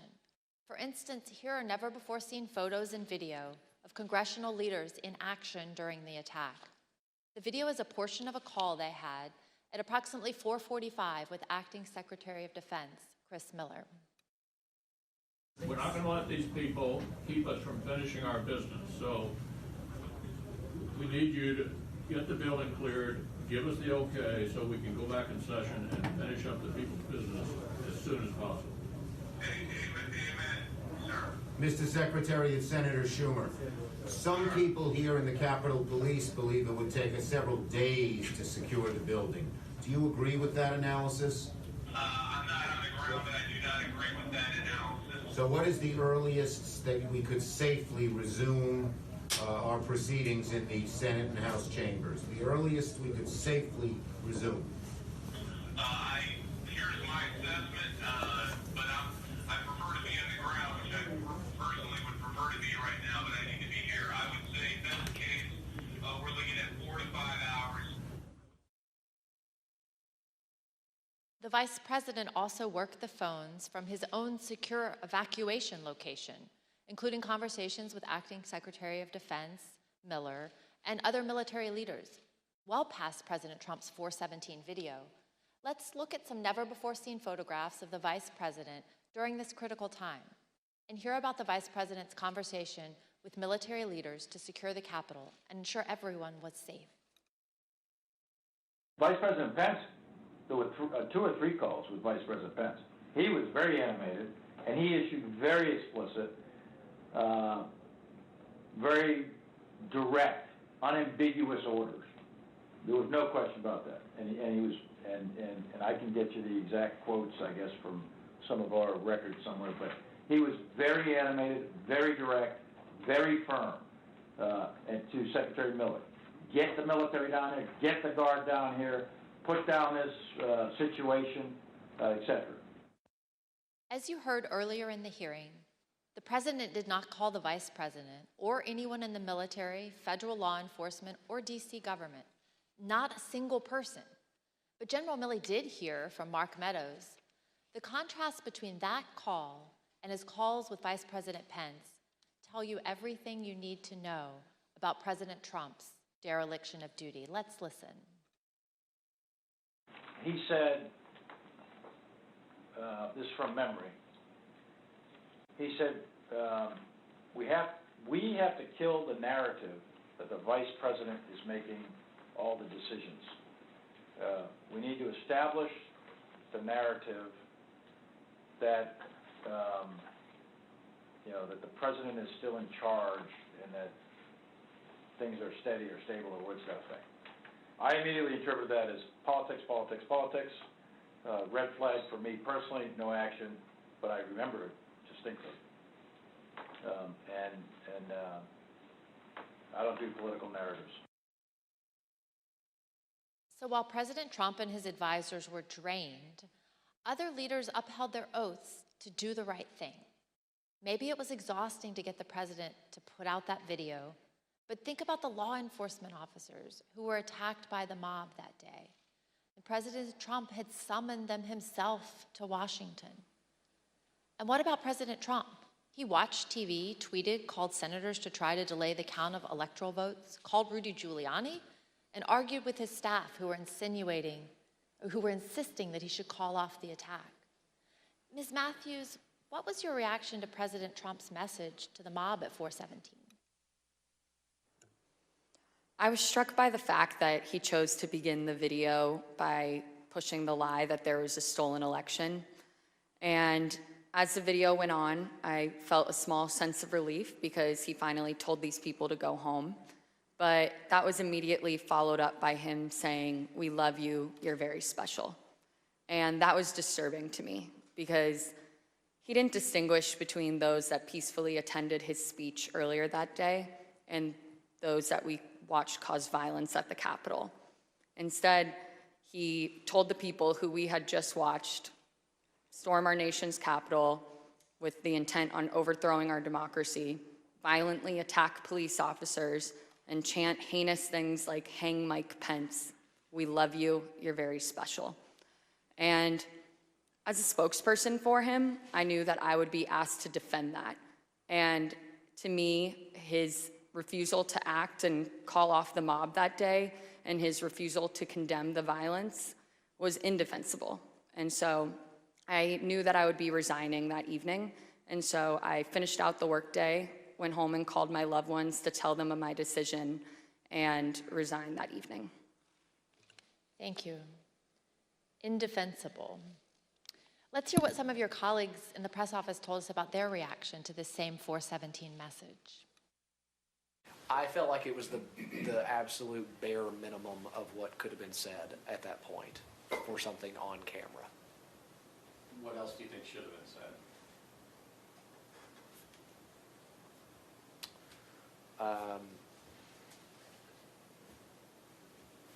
So a more forceful dismissal of the violence, a more forceful command to go home, a more forceful respect for law enforcement, even a comparison to the respect that we have given law enforcement as it relates to what was done to them in the prior summer. And I thought it was important that an acknowledgement be given to the U.S. Capitol building itself, what it's a symbol of, what it means, not only to the people that work there, but to the American people generally, and the work of Congress that by law needed to be conducted that day. Do you wish, in hindsight, that the president had asked the protesters to leave the Capitol earlier than he ended up asking them to do that? Of course, I would love if the go home message would have happened earlier in the day. The president's words matter.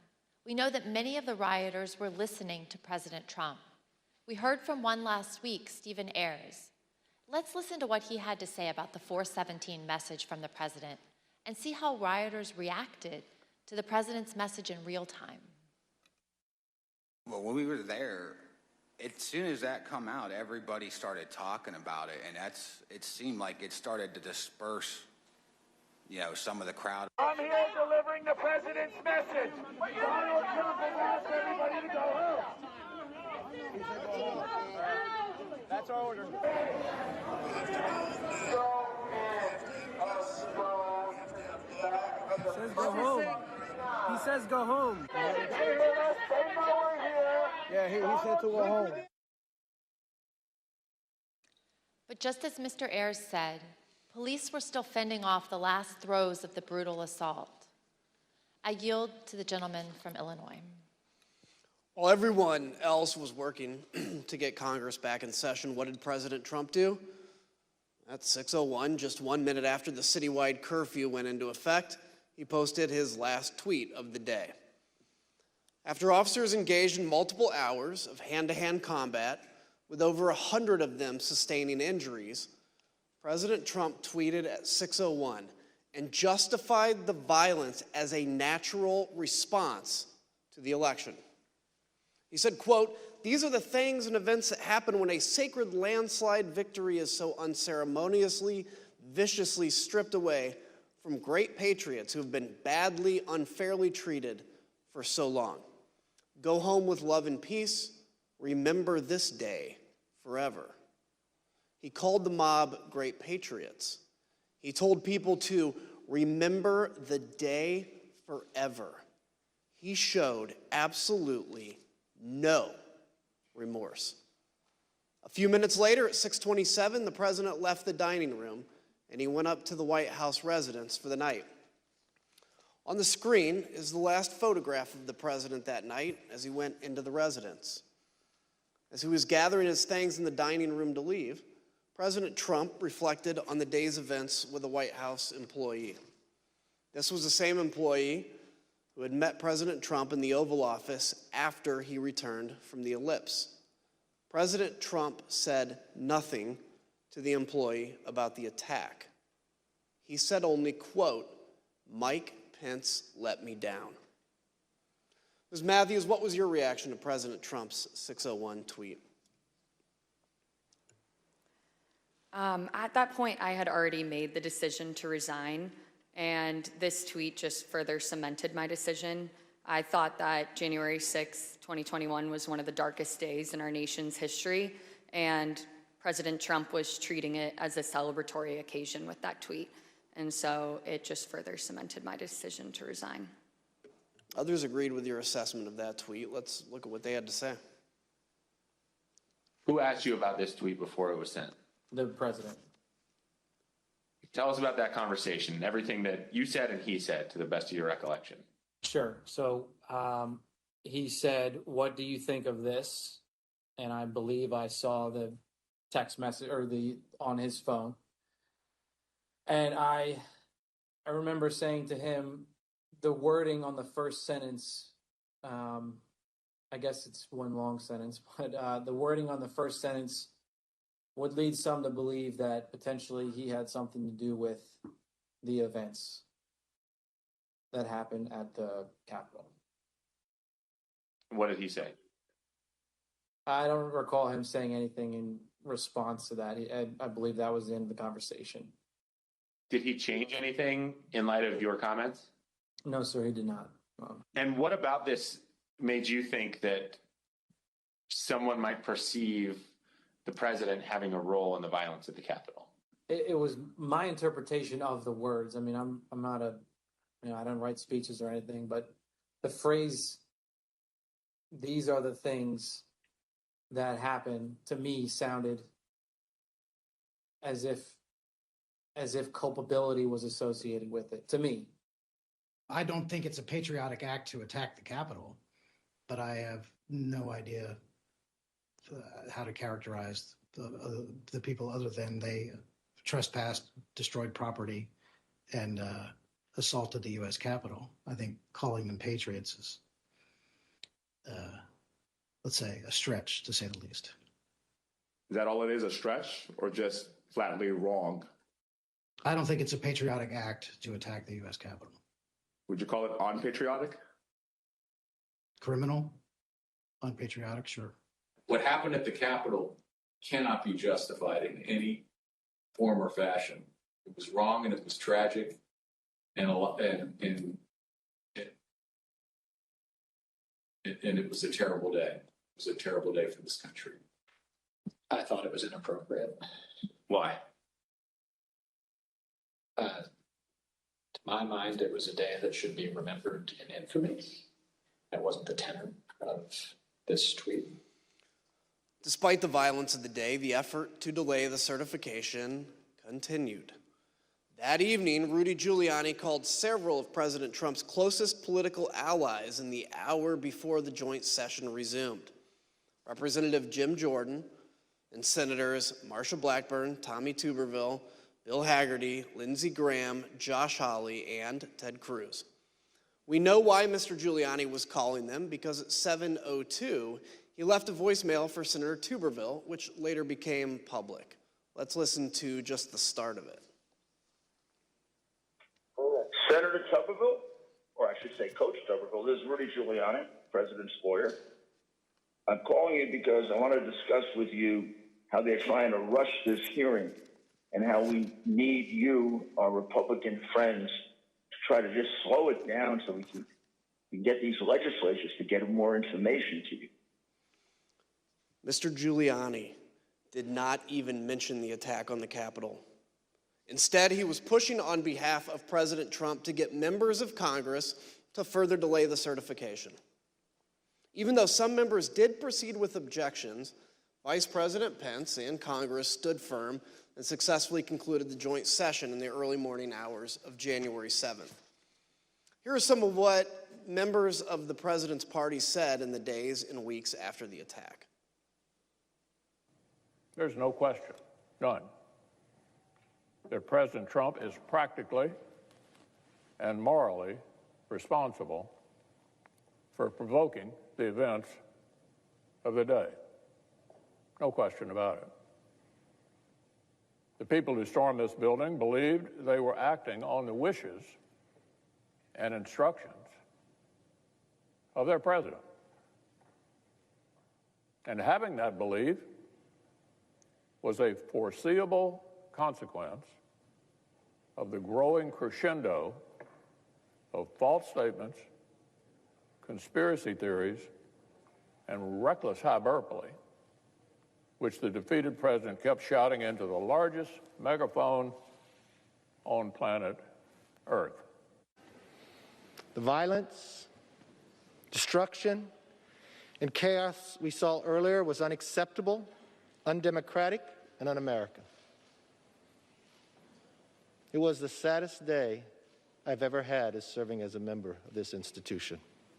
Madam Speaker, today the People's House was attacked, which is an attack on the Republic itself. There is no excuse for it. A woman died, and people need to go to jail. And the president should never have spun up certain Americans to believe something that simply cannot be. Well, after 3 in the morning, Congress certified the 2020 election results. Soon after, this statement by President Trump was posted on Dan Scavino's Twitter account because the president's account by now had been suspended. As you can see, President Trump stuck with his big lie that the election was stolen. But he did say there would be an orderly transition. We learned, though, that the statement was not necessarily his idea.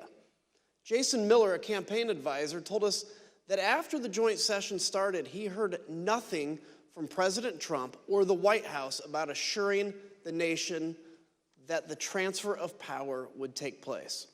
So Mr. Miller took it upon himself to draft the statement and call the president at 9:23 that night to convince him to put it out. Let's listen to what he had to say about the call. Did he disagree with something that you had put in the statement, some particular word or phrase that he did not want included? I'd say just he wanted to say peaceful transition, and I said that ship's kind of already sailed, so we're going to say orderly transition. That was about the extent of disagreement or pushback from the conversation. The last person President Trump spoke to by phone that night was Johnny McEntee, his head of personnel. Mr. McEntee told us that they talked about the events of the day and the multiple resignation by administration officials. The decision whether to resign was one that weighed heavily on people in the administration.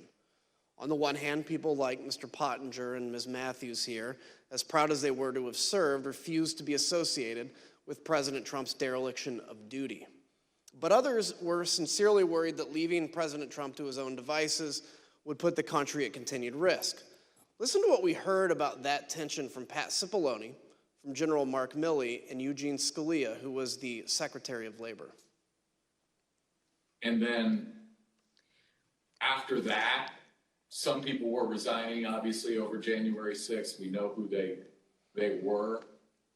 Did I consider it? Yes. Did I do it? No.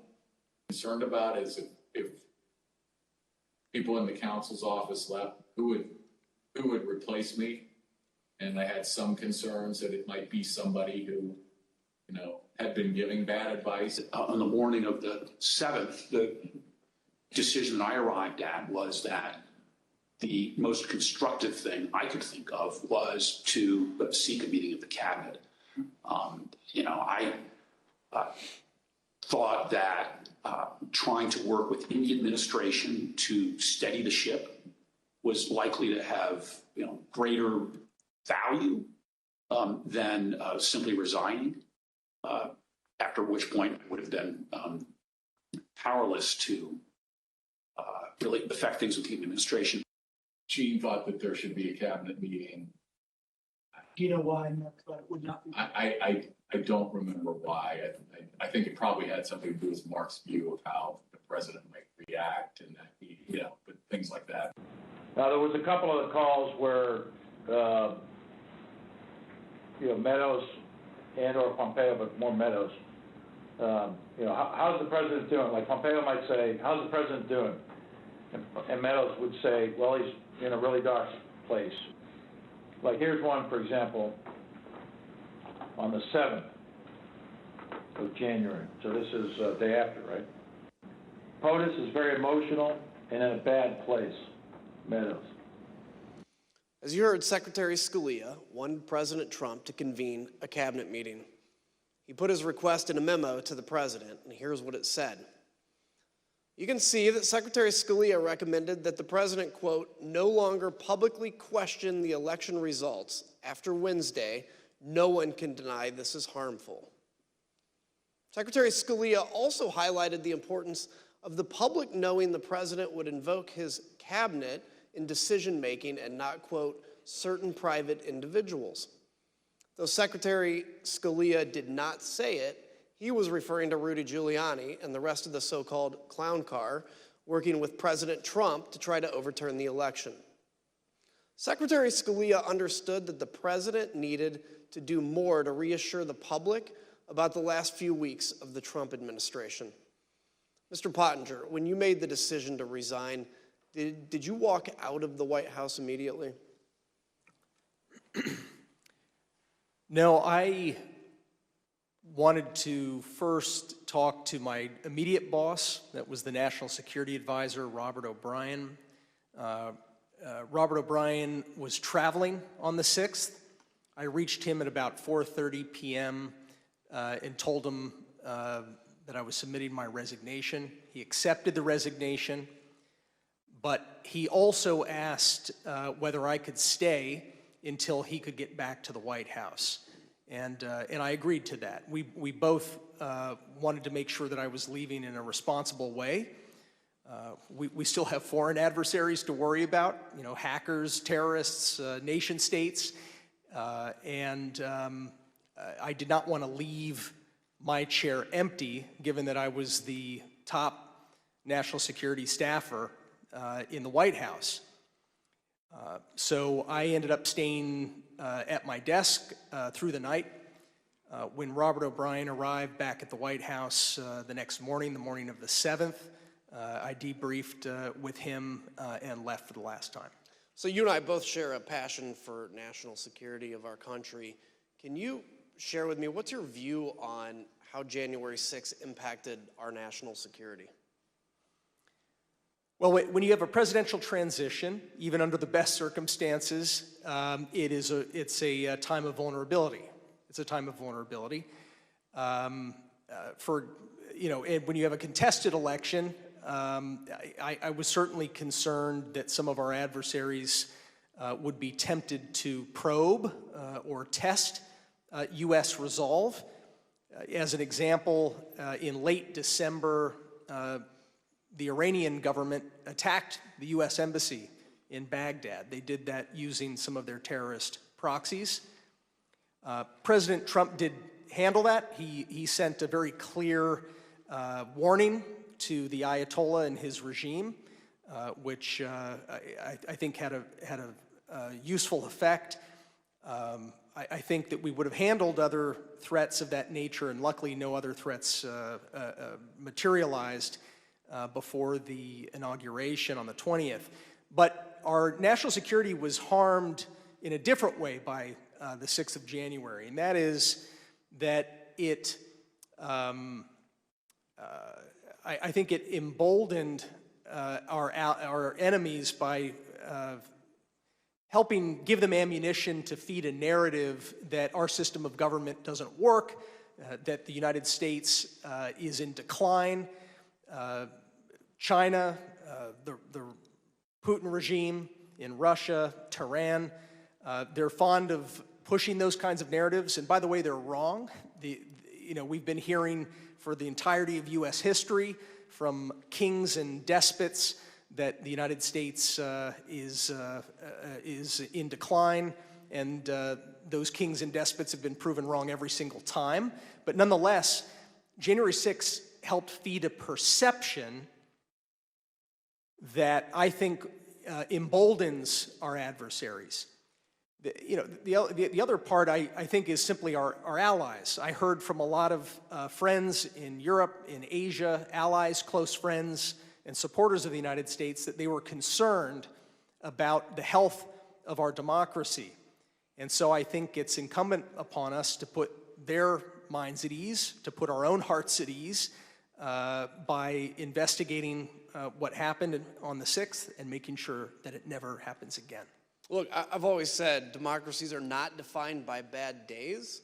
They're defined by how they recover from those bad days. And that's what we're doing here, is to bring accountability to that so we can actually come back even stronger than when we went into January 6th. Ms. Matthews, as you left the White House for the last time that night, January 6th, what did you think Americans needed to hear from President Trump? I think that the American people needed to hear and see him publicly commit to a peaceful or at least orderly transition of power. In the aftermath of the Capitol attack, it wasn't just enough for us to ask him to condemn the violence. He needed to agree that he would peacefully transfer power over to the incoming administration, because that's one of our fundamentals and what it means to live in a democracy. And so that evening when I resigned, the resignation statement that I drafted, I referenced this and I said our nation needs a peaceful transfer of power, in hopes that it would put some sort of public pressure on the White House and President Trump to publicly agree to an orderly transition. Thank you. I yield to my friend from Virginia. Thank you, Mr. Kinzinger. The staff who remained at the White House on the morning of January 7th knew the president needed to address the nation again, and they had a speech prepared for him that morning, but he refused for hours to give it. As you heard Cassidy Hutchins testify previously, President Trump finally agreed to record an address to the nation later that evening, the evening of January 7th, because of concerns he might be removed from power under the 25th Amendment or by impeachment. We know these threats were real. Sean Hannity said so himself in a text message that day to Press Secretary Kayleigh McEnany. He wrote, "No more stolen election talk. Yes, impeachment and 25th Amendment are real." We obtained the never-before-seen raw footage of the president recording his address to the nation that day on January 7th, more than 24 hours after the last time he had addressed the nation from the Rose Garden. Let's take a look. Whenever you're ready, sir.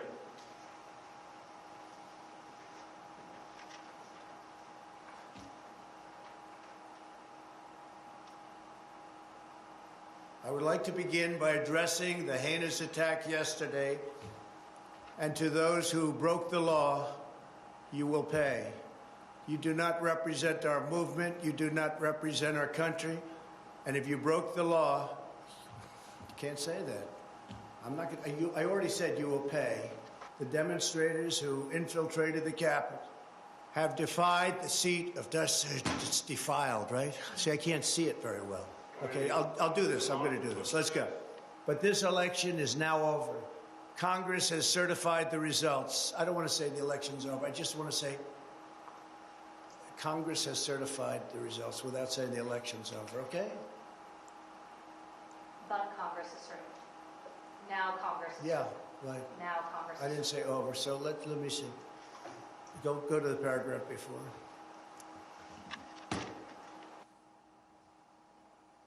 Okay? I would like to begin by addressing the heinous attack yesterday. Yesterday is a hard word for me. Just take it out. The heinous attack. Ah, good. Take the word yesterday, because it doesn't work with the heinous attack on our country. Say on our country. Want to say that? No, keep it. My only goal was to ensure the integrity of the vote. My only goal was to ensure the integrity of the vote. On January 7th, one day after he incited an insurrection based on a lie, President Trump still could not say that the election was over. Mr. Pottinger, you've taken the oath multiple times in the Marines and as an official in the executive branch.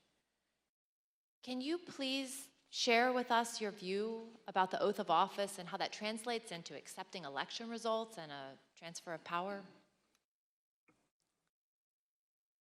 Sure.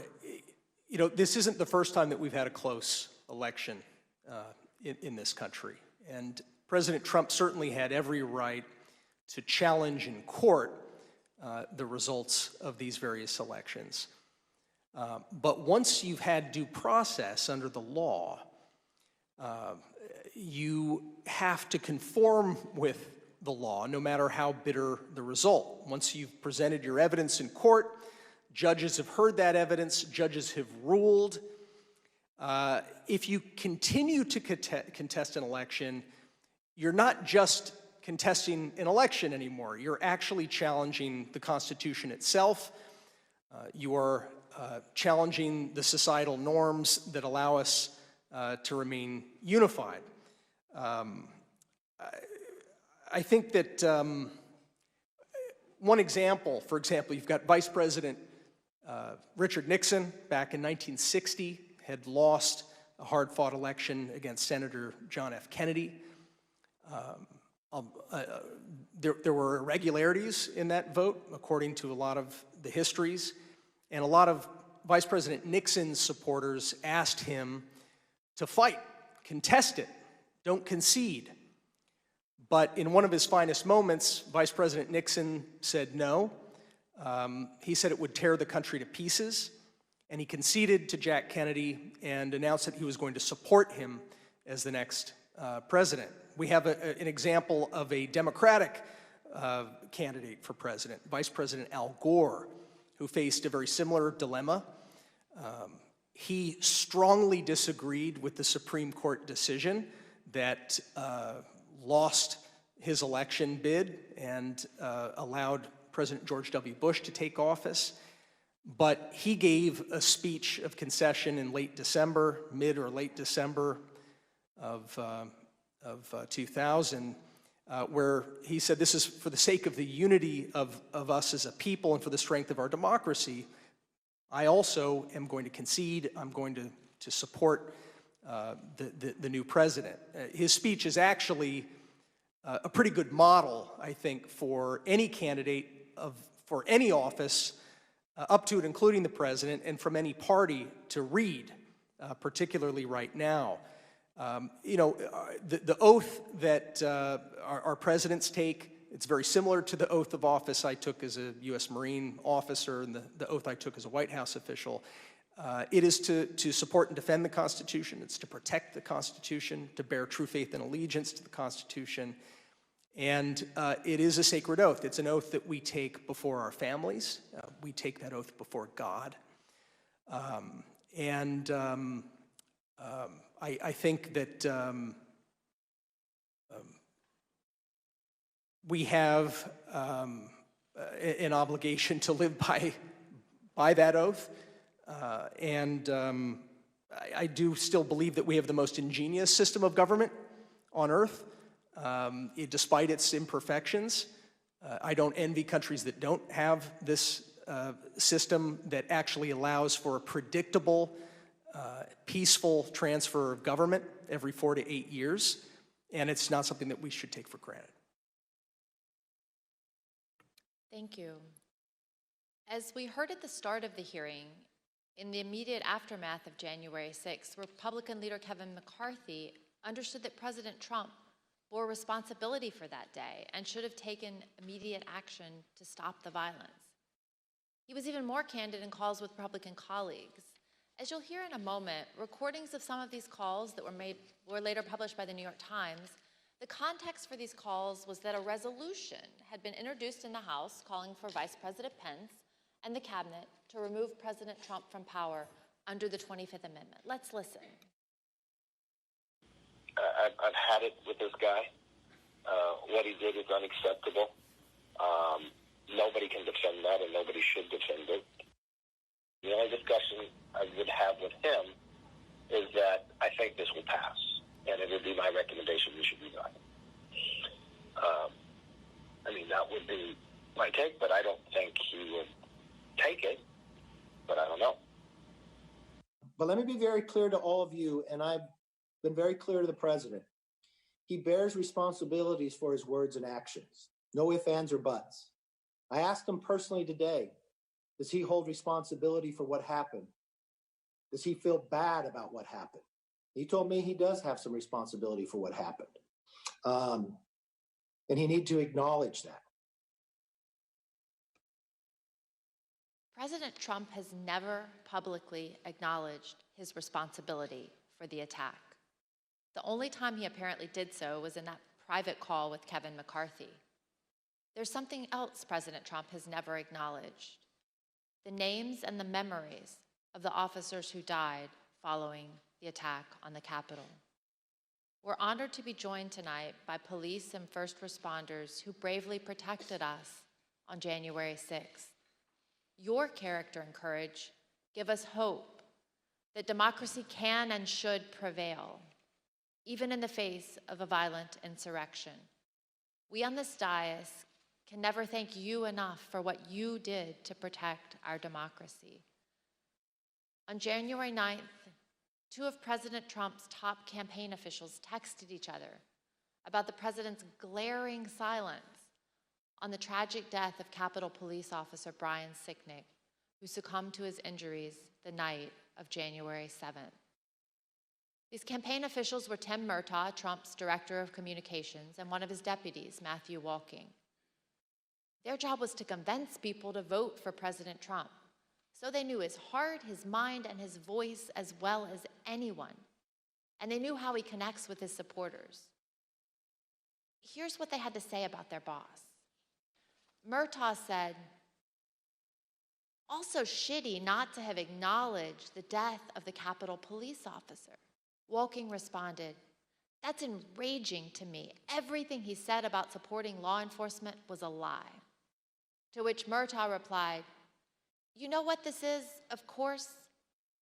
If he acknowledged the dead cop, he'd be implicitly faulting the mob. And he won't do that because they're his people. And he would also be close to acknowledging that what he lit at the rally got out of control. No way he acknowledges something that could ultimately be called his fault. No way." President Trump did not then and does not now have the character or courage to say to the American people what his own people know to be true. He is responsible for the attack on the Capitol on January 6th. Thank you, and I yield to the gentleman from Illinois. Thank you, Ms. Loria. Tonight's testimony and evidence is as sobering as it is straightforward. Within minutes of stepping off the ellipse stage, Donald Trump knew about the violent attack on the Capitol. From the comfort of his dining room, he watched on TV as the attack escalated. He sent tweets that inflamed and expressed support for the desire of some to literally kill Vice President Mike Pence. For 3 hours, he refused to call off the attack. Donald Trump refused to take the urgent advice he received that day. Not from his political opponents or from the liberal media, but from his own family, his own friends, his own staff, and his own advisors. In the midst of an attack, when there was no time for politics, the people closest to Trump told him the truth. It was his supporters attacking the Capitol, and he alone could get through to them. So they pled for him to act, to place his country above himself. Still, he refused to lead and to meet the moment to honor his oath.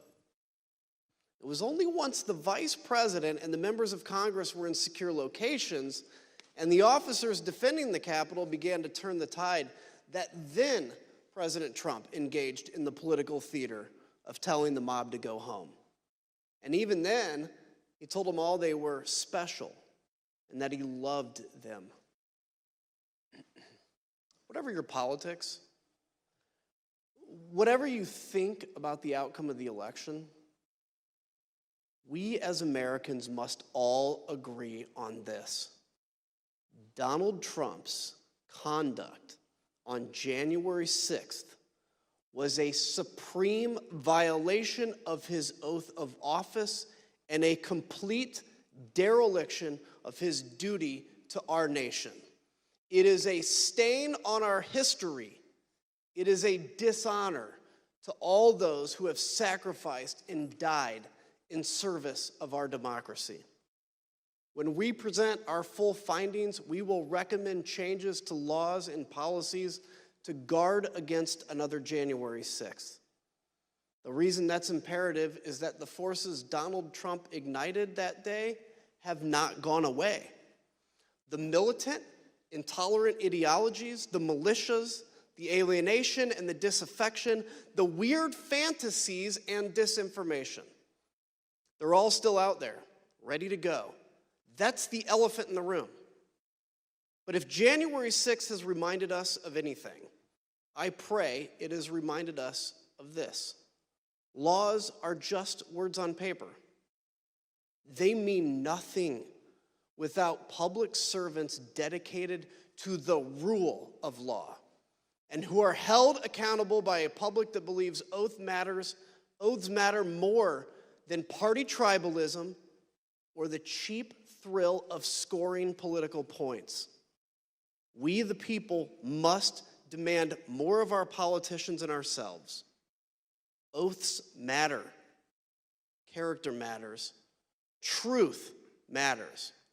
If we do not renew our faith and commitment to these principles, this great experiment of ours, our shining beacon on a hill, will not endure. I yield to the gentlewoman from Virginia. Thank you, Mr. Kinzinger. Throughout our hearings, we've provided many facts and painted a vivid picture of the events of January 6th. The violence, the human toll, both emotional and physical, including the tragic loss of life. The threats to our Constitution, the rule of law, and the danger to this nation, a nation we all love as Americans. In tonight's hearing, we've gone into great detail about the events inside the White House on January 6th. We've described how the President of the United States, who was bound by oath to the Constitution and by duty to ensure the laws are faithfully executed, took no action when the cornerstone of our democracy, a peaceful transition of power, was under attack. But it's more than that. Donald Trump summoned a violent mob and promised to lead that mob to the Capitol to compel those he thought would cave to that kind of pressure. And when he was thwarted in his effort to lead the armed uprising, he instigated the attackers to target the vice president with violence, a man who just wanted to do his constitutional duty. So in the end, this is not, as it may appear, a story of inaction in a time of crisis, but instead it was the final action of Donald Trump's own plan to assert the will of the American people and remain in power. Not until it was clear that his effort to violently disrupt or delay the counting of the election results had failed did he send a message to his supporters in which he commiserated with their pain, and he told them affectionately to go home. That was not the message of condemnation and just punishment for those who broke the law that we expect from a president whose oath and duty is to ensure the laws are faithfully executed. But instead, it was his newest version of stand back and stand by. To me, this is personal. I first swore an oath to support and defend the Constitution against enemies foreign and domestic when I entered the U.S. Naval Academy at age 17. I spent 2 decades on ships at sea, defending our nation from known and identifiable foreign enemies who sought to do us harm. I never imagined that that enemy would come from within. I was not as prescient as Abraham Lincoln, who 23 years before the Civil War said, if destruction be our lot, we must ourselves be its author and its finisher. Donald Trump was the author, and we the people, for ourselves and our posterity, should not let Donald Trump be the finisher. Thank you, and I yield to the Vice Chair. Thank you very much, Mrs. Luria. I want to thank our witnesses for joining us today.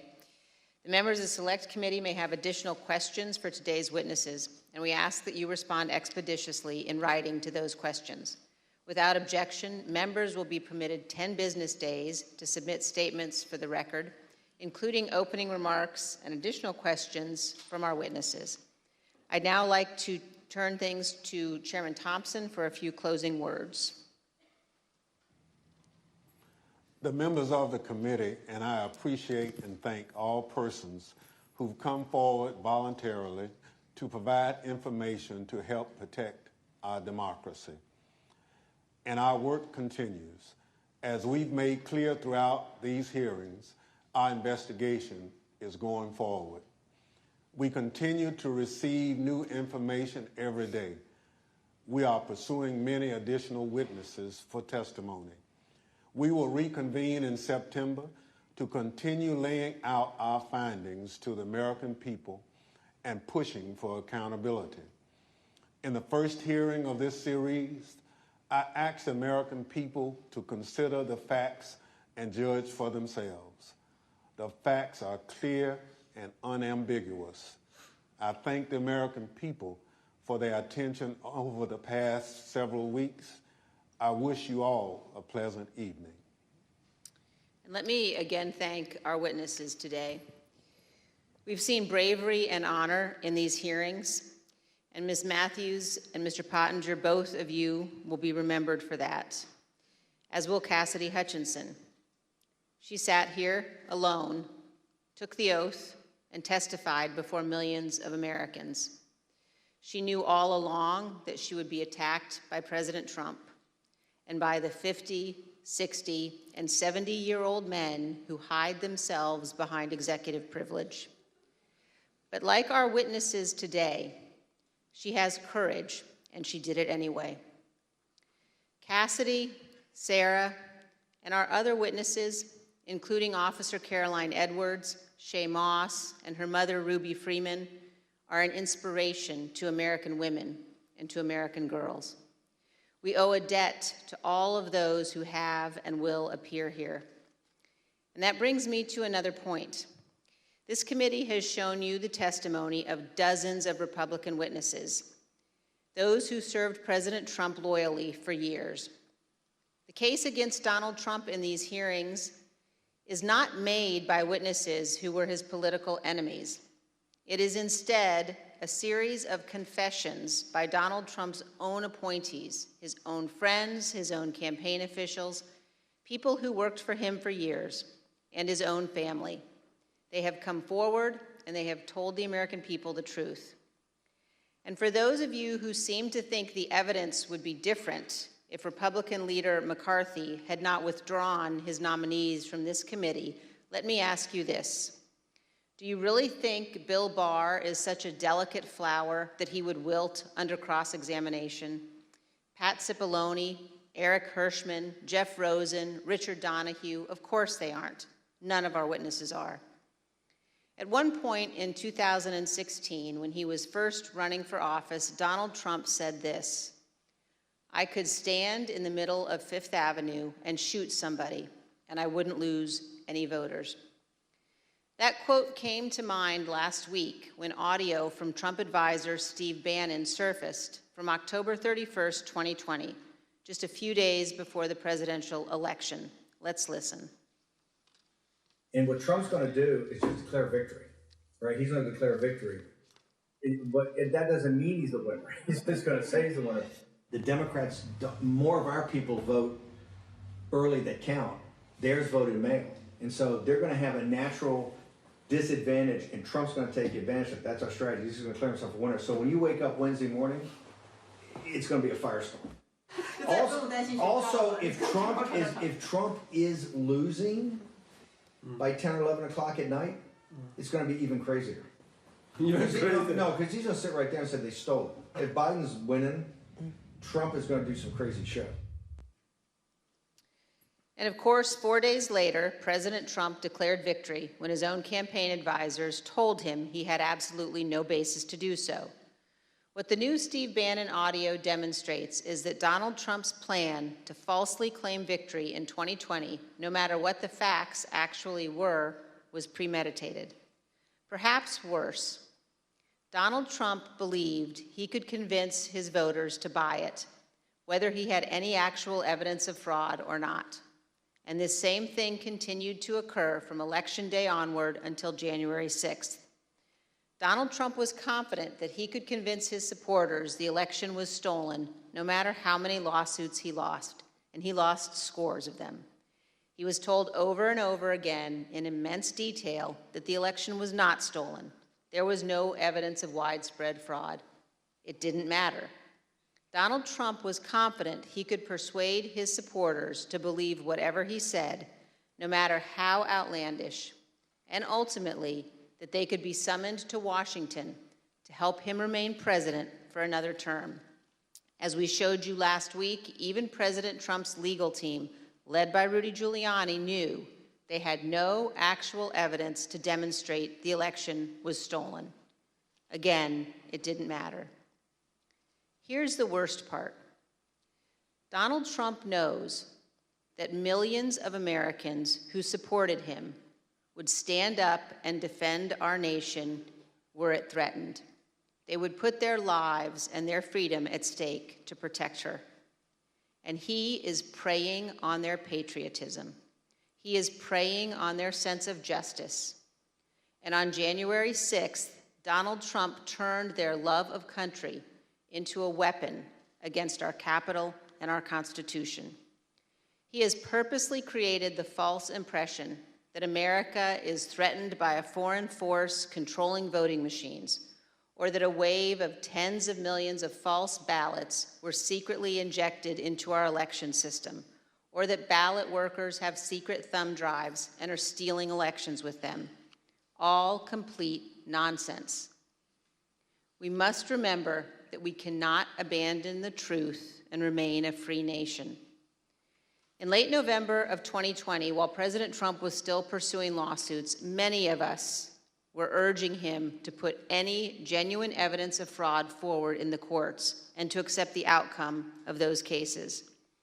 As January 6th approached, I circulated a memo to my Republican colleagues explaining why our congressional proceedings to count electoral votes could not be used to change the outcome of the election.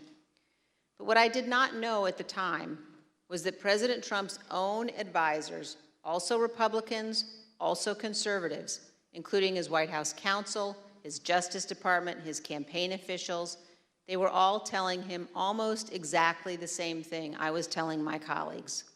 There was no evidence of fraud or irregularities sufficient to change the election outcome. Our courts had ruled. It was over. Now we know that it didn't matter what any of us said, because Donald Trump wasn't looking for the right answer legally or the right answer factually. He was looking for a way to remain in office. Let's put that aside for a moment and focus just on what we saw today. In our hearing tonight, you saw an American president faced with a stark and unmistakable choice between right and wrong. There was no ambiguity, no nuance. Donald Trump made a purposeful choice to violate his oath of office, to ignore the ongoing violence against law enforcement, to threaten our constitutional order. There is no way to excuse that behavior. It was indefensible. And every American must consider this. Can a president who is willing to make the choices Donald Trump made during the violence of January 6th ever be trusted with any position of authority in our great nation again? In this room, in 1918, the Committee on Women's Suffrage convened to discuss and debate whether women should be granted the right to vote. This room is full of history, and we on this committee know we have a solemn obligation not to idly squander what so many Americans have fought and died for. Ronald Reagan's great ally, Margaret Thatcher, said this: "Let it never be said that the dedication of those who love freedom is less than the determination of those who would destroy it." Let me assure every one of you this: our committee understands the gravity of this moment, the consequences for our nation. We have much work yet to do, and we will see you all in September. I request those in the hearing room remain seated until the Capitol Police have escorted witnesses and members from the room. Without objection, the committee stands adjourned.